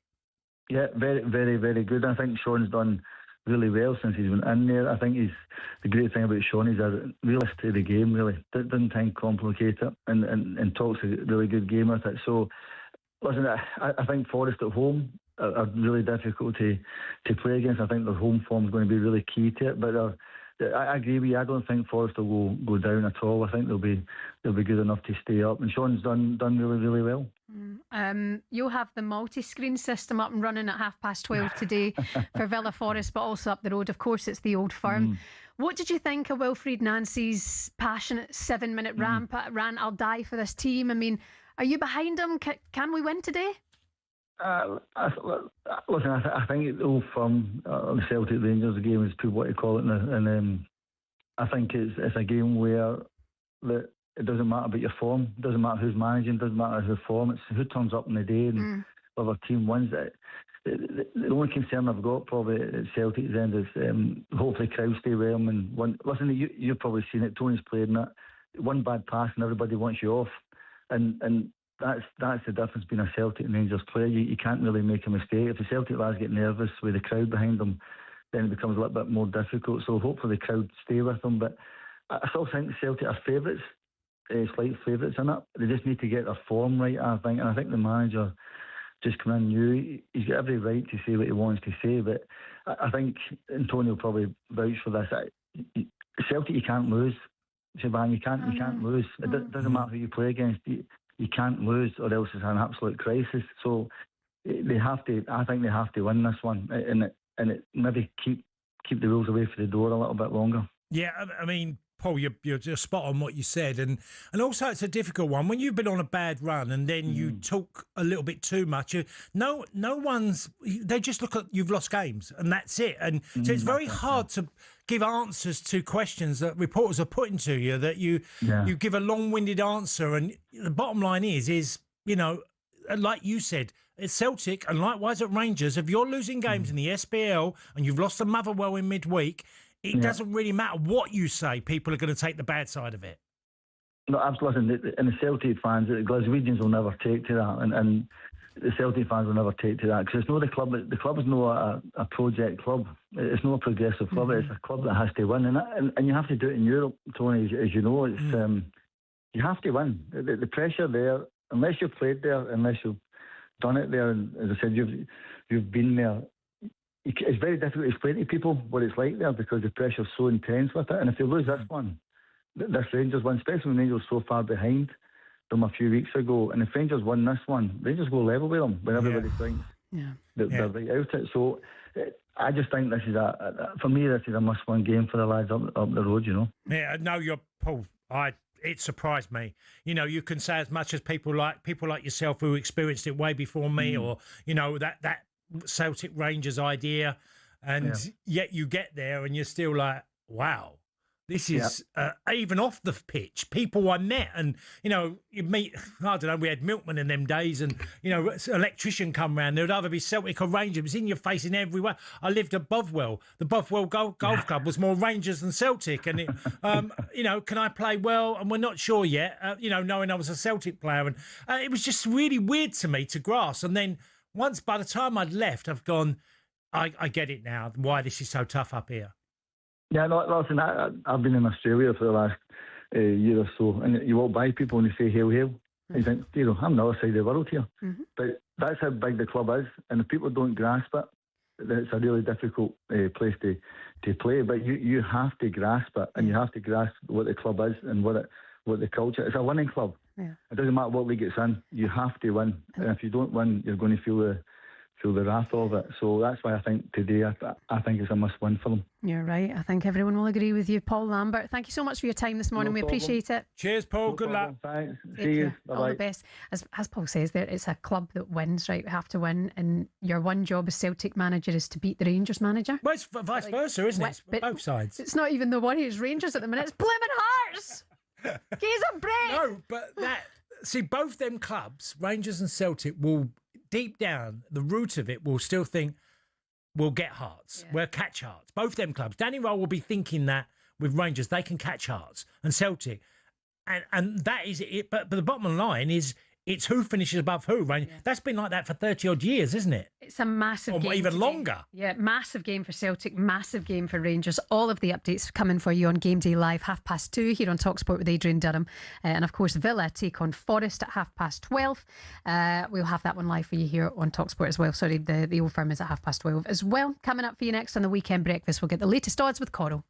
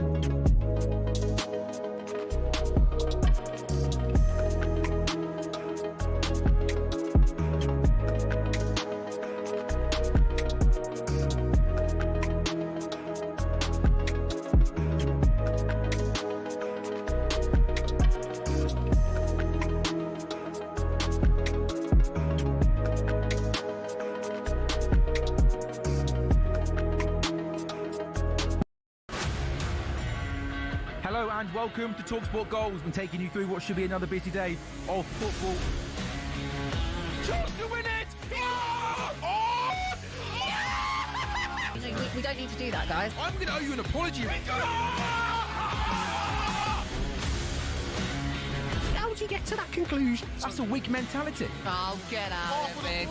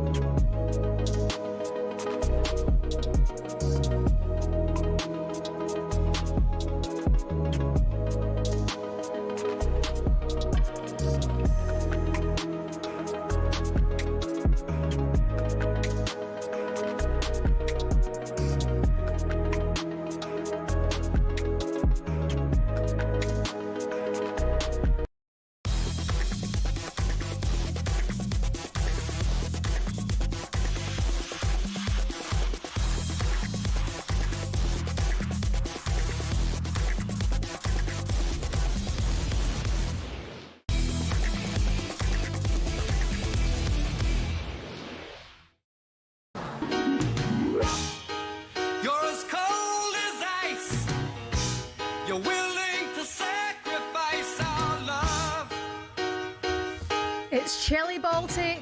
Good morning. It's the weekend breakfast here on talkSPORT. Shebahn Aherne and Tony Cascarino with you. We're live on your smart TV. We're on the YouTube channel as well. Hit subscribe. Cold as ice by the foreigners. It's freezing just now. I went for a run yesterday trying to be good. I'm running around the park like 110-year-olds trying to dodge the... By the way, you've got to, anyone listening to this, right? I told a couple of friends and I showed them the video. It's about 9 minutes long, 9 minutes. But there's a... Don't have time for that, sorry. No, but not now. But I tell you, it's a very funny one. It's a race, 100-metre race for over 90s. Oh, okay. Year old. That's cute. Over 90s. So, and there's a crowd there and there's like 8 guys lining up, all over 90s, right? Just watch the race. It's unreal because the winner does it in under 20 seconds. Wow. At over 90 years old, which I think is extraordinary. Way faster than I could do it now. 35. All 90-year-olds. One of them's about 96, I think, and they're running 100 metres. And they're all in their kit, but it's, you know, obviously they're not running like sprinters, but you think they're over 90s and you think, wow, that's extraordinary. Yeah, that is amazing. Have you ever seen the thing on YouTube called The Crawl? Have you ever seen that? No. Is that another? If you know, you know. It's a long distance race. Oh, right. There's 2 women kind of neck and neck towards the end of it, and they're like so done in that they keep like their bodies are turning to jelly. Oh, it's so funny, and you shouldn't laugh, but it's one of the funniest things I've ever seen. Actually, I think I nearly wet myself watching it. Hilarious, but your one sounds way cuter than mine. Yeah, very funny. Why are we even playing this cold as ice? Because it's cold. so cold at the moment. So... Yes, there's tips in the papers today as how you can get through the winter months. Bubble wrap your windows for extra insulation indoors. Putting salt in your boots.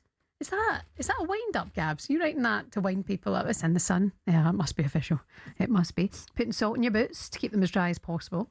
And adding kitty litter to your car tyres to limit skidding on slippery roads. Kitty litter? Yeah.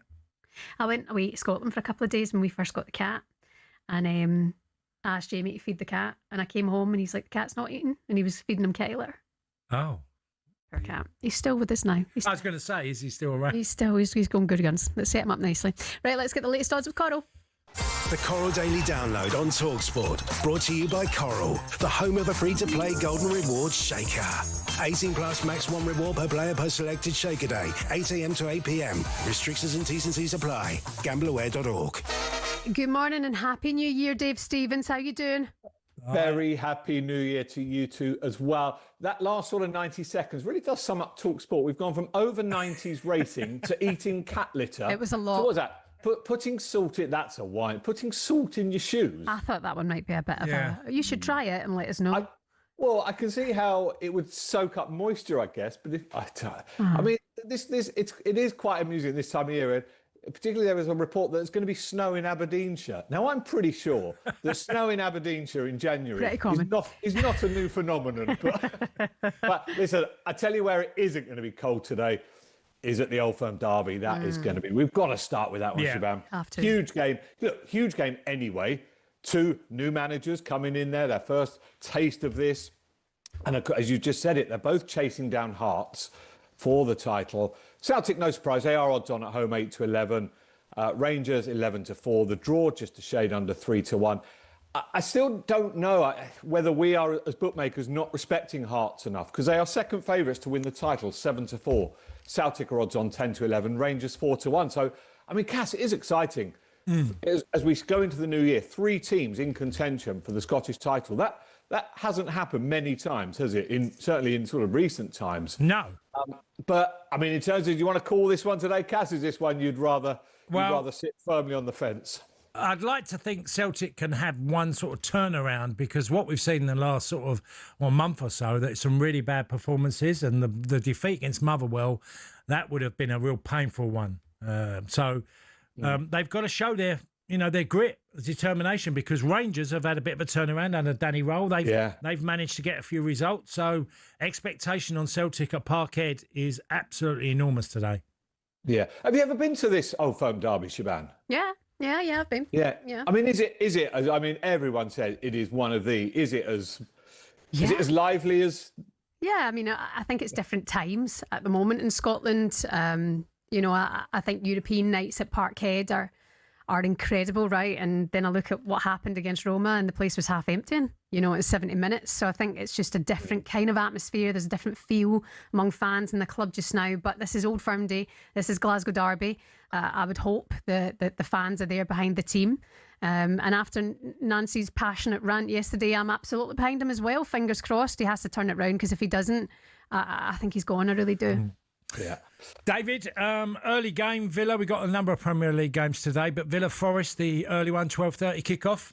Yeah, going to be fascinating to see how Villa... But look, I don't think... I know it's hard as Villa fans, but shouldn't be too despondent by the defeat at Arsenal. The first half was very, very equal, and just second half, Arsenal obviously ran away with it. But they're odds on, again, 8-11 to bounce back. And they sit in such a good position, Villa fans. You know, you're third, you're well clear of Liverpool in fourth.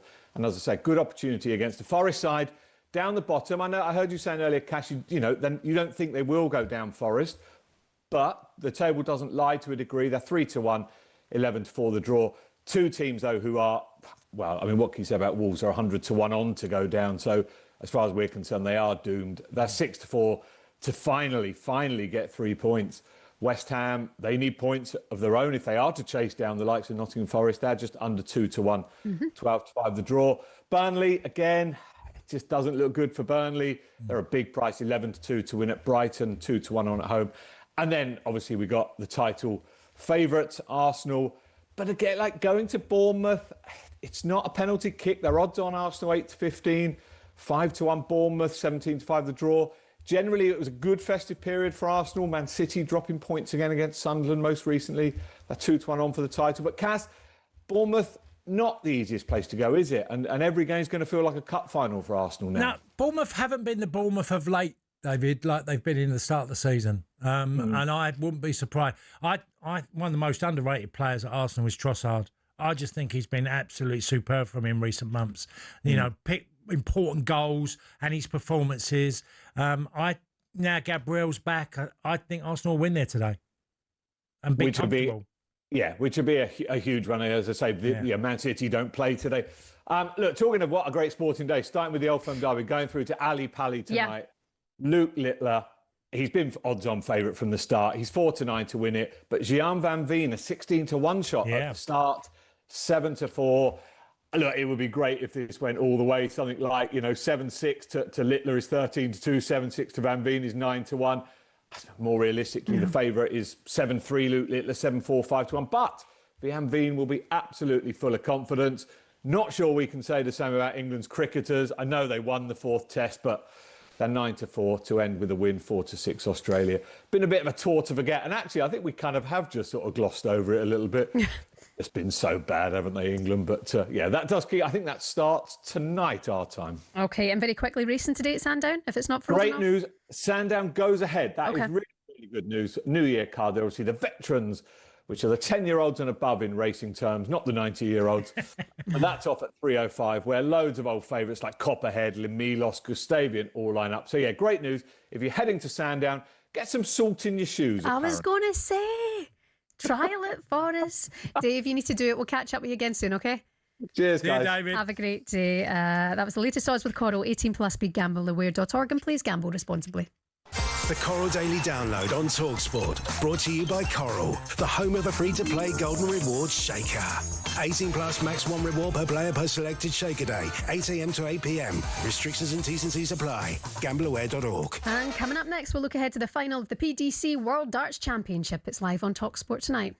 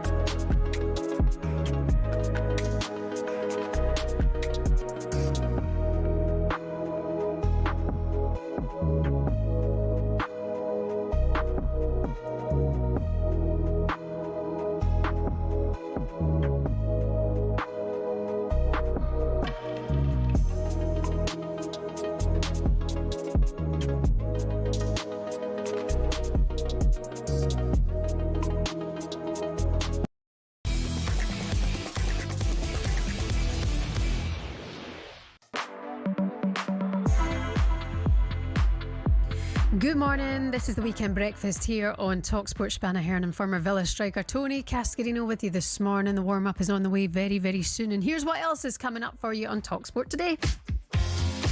After Max and Charlie at 11 o'clock, it's GameDay exclusive live commentary of Aston Villa versus Forest. All of the build-up from Villa Park with Reshman Chowdhury, and then kick-off at 12:30.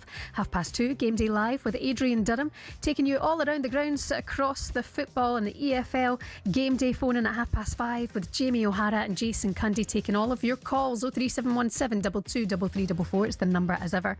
And then we've got live commentary of the PDC World Darts Championship final at Ali Pali. Ian Danter is here from 8 o'clock, and then rounding up the evening at 10 o'clock, Fight Night with Adam Catterall, getting you into the world of boxing. Another big day here on the talkSPORT network. Download the talkSPORT app and you can swipe between stations to keep across absolutely everything. It's a big day and it's time now for this.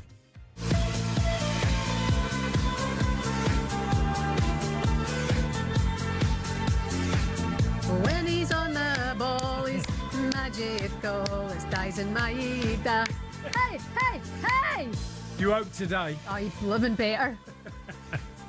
Right, this music can only mean one thing. It's not the Old Firm derby. It's the darts, of course. The finals today. Luke Littler taking on Gian van Veen in what promises to be a thriller. Both men impressed at yesterday's semi-finals. Both overcoming tough opponents to book their spots in the final tonight. Joining us now to what is a massive matchup is former pro darts player, Paul Nicholson. Good morning, Paul. How are you doing? Hi, Paul. Good morning, Tony. Good morning, Shebahn. Hello. Hello, Paul. Paul, I've got to ask you, because I watched the Littler match against Searle, and Searle got a good number of 180s, but boy, did he have some loose darts that cost him dearly last night. Yeah, you're right. I think sometimes your loose darts are exacerbated when you play Luke Littler because he makes very few mistakes.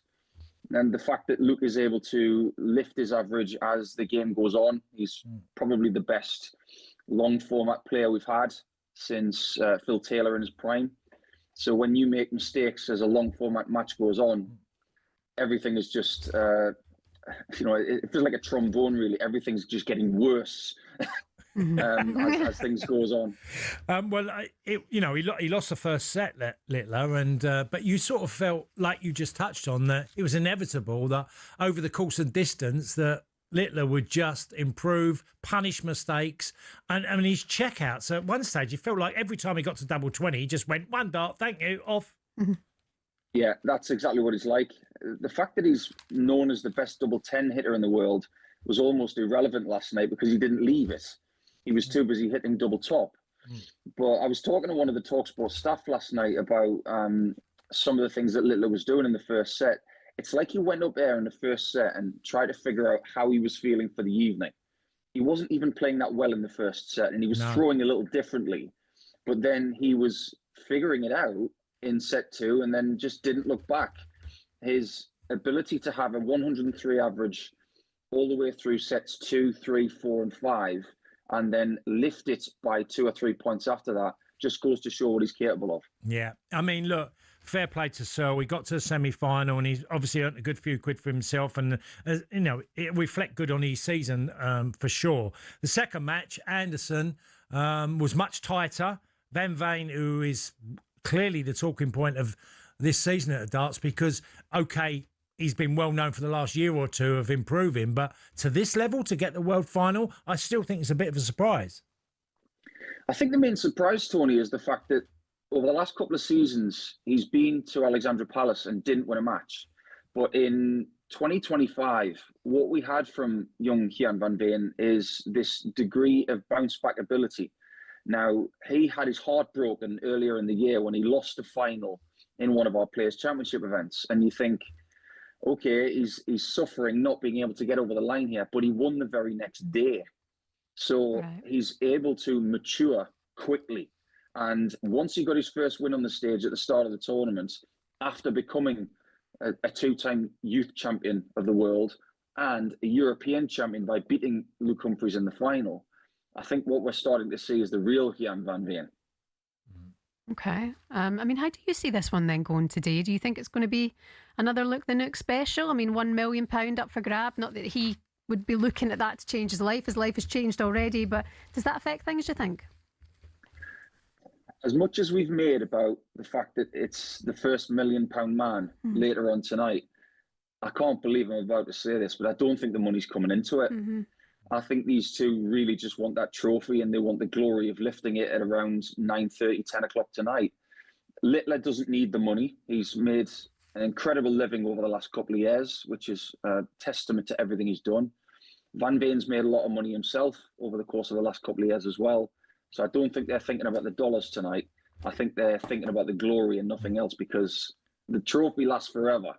The money doesn't. Yeah. No. To tell us, Paul, I mean, it's been extraordinary rise. We talk about other sports that have, you know, whether it's golf or football, the salaries that they earn and they escalate at such an alarming rate. But it weren't that long ago, and I remember darts for first prize was sort of £8,000, £10,000. Yeah, just to put it into some sort of perspective, Tony, I made the quarterfinals of the World Darts Championship in 2009, and it was £20,000. Wow. Now, just to get into the tournament now is 15,000. Yeah. And then First there's round, 128 players as well. So this is testament to what the PDC have done. It's the commercial viability of the sport as well. And the growth, just even on the talkSPORT network in the last 9 years since we started covering it, has been something rather extraordinary. I mean, last night when we had that Van Veen-Anderson game, I was standing there with Ian Danter looking out at Jason Sudeikis from Ted Lasso having the time of his life. I mean, who thought that was possible 10 years ago? Nobody. No, it's the place to be, isn't it? I mean, you watch it's great for darts. It's great for darts. You know, getting the coverage is just brilliant. It is. I'm really proud to be involved in this sport, because when I was a kid, I thought the greatest thing in the world would be to meet Jockey Wilson or to possibly play a game against Dennis Priestley one day. I managed to play Dennis Priestley. I never got to meet Jockey before he sadly passed, but I don't think anybody thought, apart from maybe Barry Hearn and Eddie Hearn and Matthew Porter, who runs the PDC now, I think they thought that this was possible when anybody else didn't. Yeah, I mean, that's the thing. I would say Luke Littler had me jump on the bandwagon, whereas like the proper OGs, the ones who have been there from the beginning, must look at this now, like you say, and go, wow, look at this tournament now. You know, it's unbelievable. What are you doing tonight? I take it you're there. Who do you think's going to win? Give us a prediction. I'm going to be doing the second half of the final with Mark Wilson tonight, which is very exciting. So we'll get to call in the winner. Ian Danter's going to be with Chris Mason at the first half of the final as well. I would like to see this game go deep. We haven't had a sudden death set since 2015 when Gary Anderson beat Phil Taylor. I'd like it to go that length. I think we'll get 12 sets. And I think Littler's going to win 7-5. And a quick mention for John McDonald, because it's his last one, isn't it, tonight? Yeah, this is a very poignant day in our sport, because George Noble, the referee who has been around for more than a couple of decades, he's going to be reffing the final. It's his last match as a pro ref. And John McDonald is only our second full-time MC since 1993. Wow. We had Phil Jones. Then we had John McDonald, who is going to be putting the microphone down tonight. That's going to be an extremely poignant night. And then someone has to take over from John.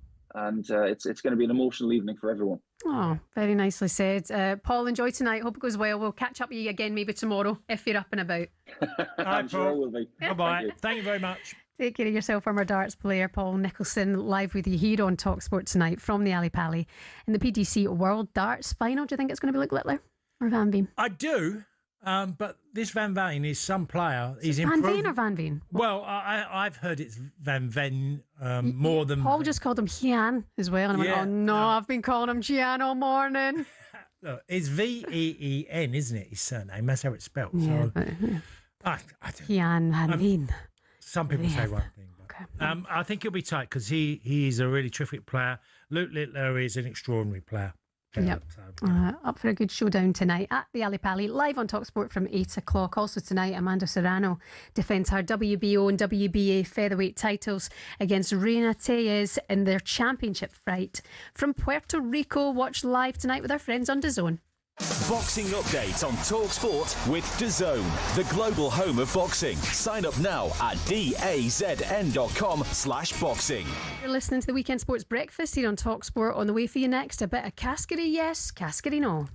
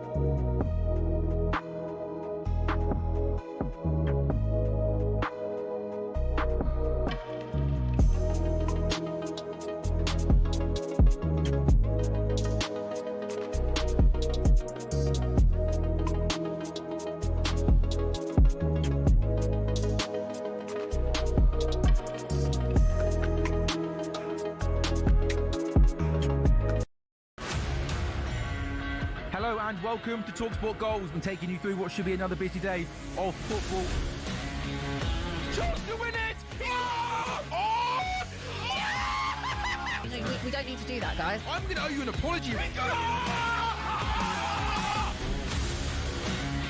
How would you get to that conclusion? That's a weak mentality. Oh, get out of it.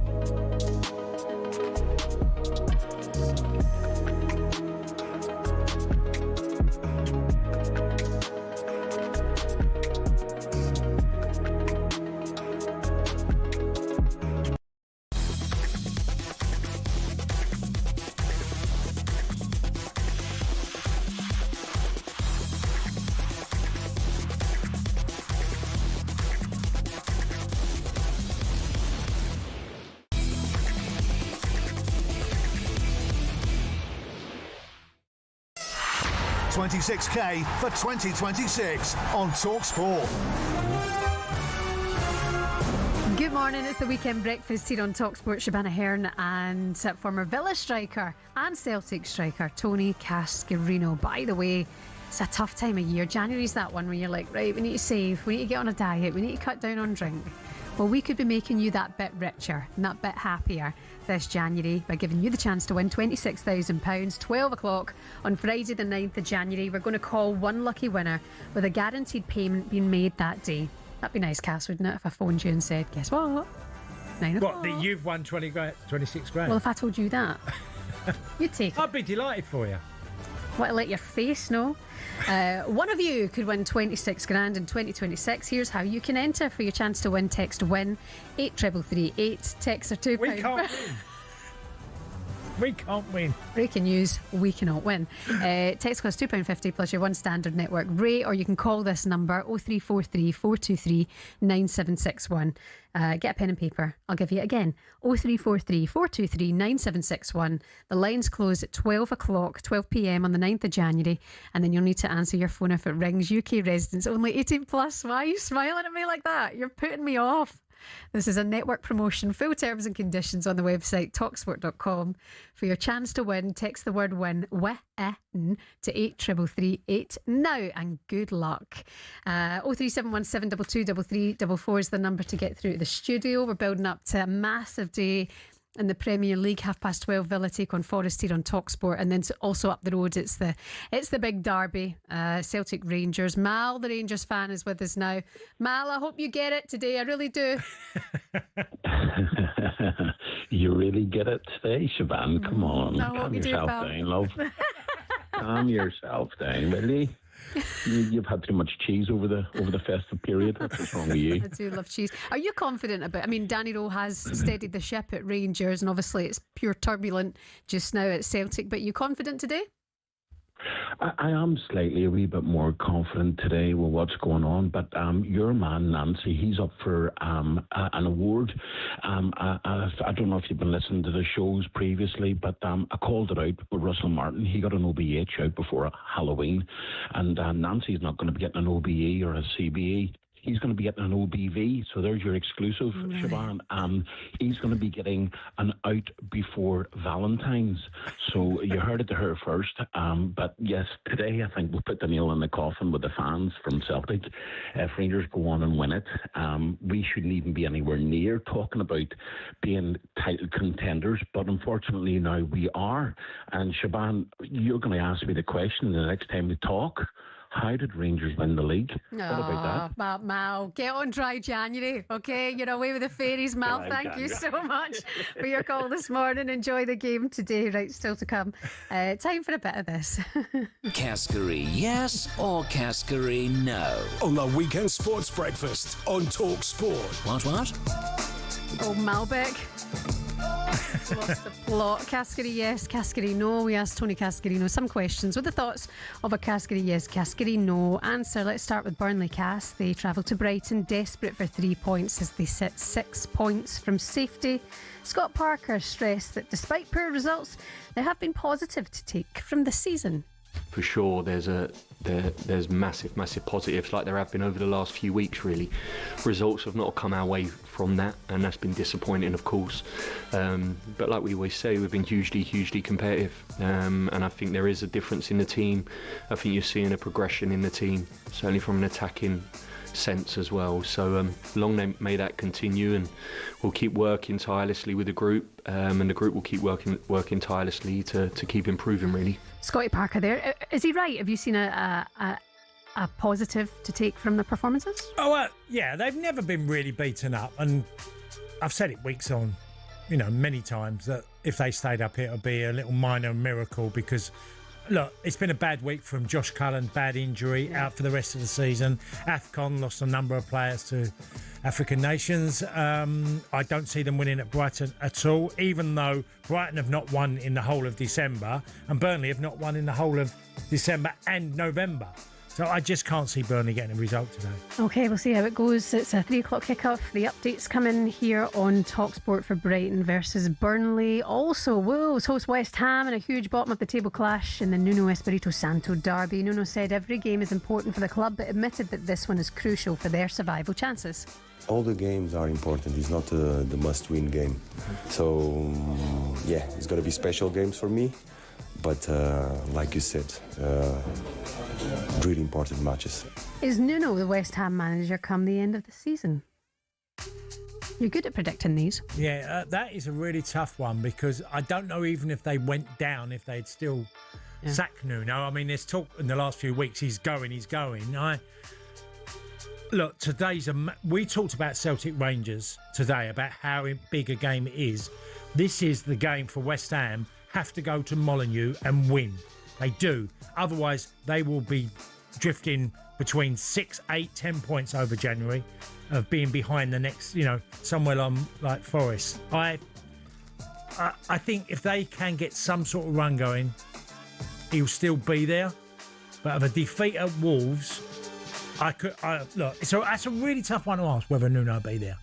Really tough one. Yeah, he's such a good manager. What is he, the third one this season for them already? Yeah. I mean, come on. You really going to have 4 managers in the season? Lopetegui, Flimity. Potts, Graham Potter. And then Graham Potter. Yeah. Lopetegui, yeah. All right, and Luke Littler in the final tonight against Jan van Veen. Or Veen. I thought it was Ven. But... Veen. Well, I'm going to go with what you say. Does he cause the upset and beat Littler? No. He's one hell of a player and he's improved enormously. And I did enjoy the 2 matches last night.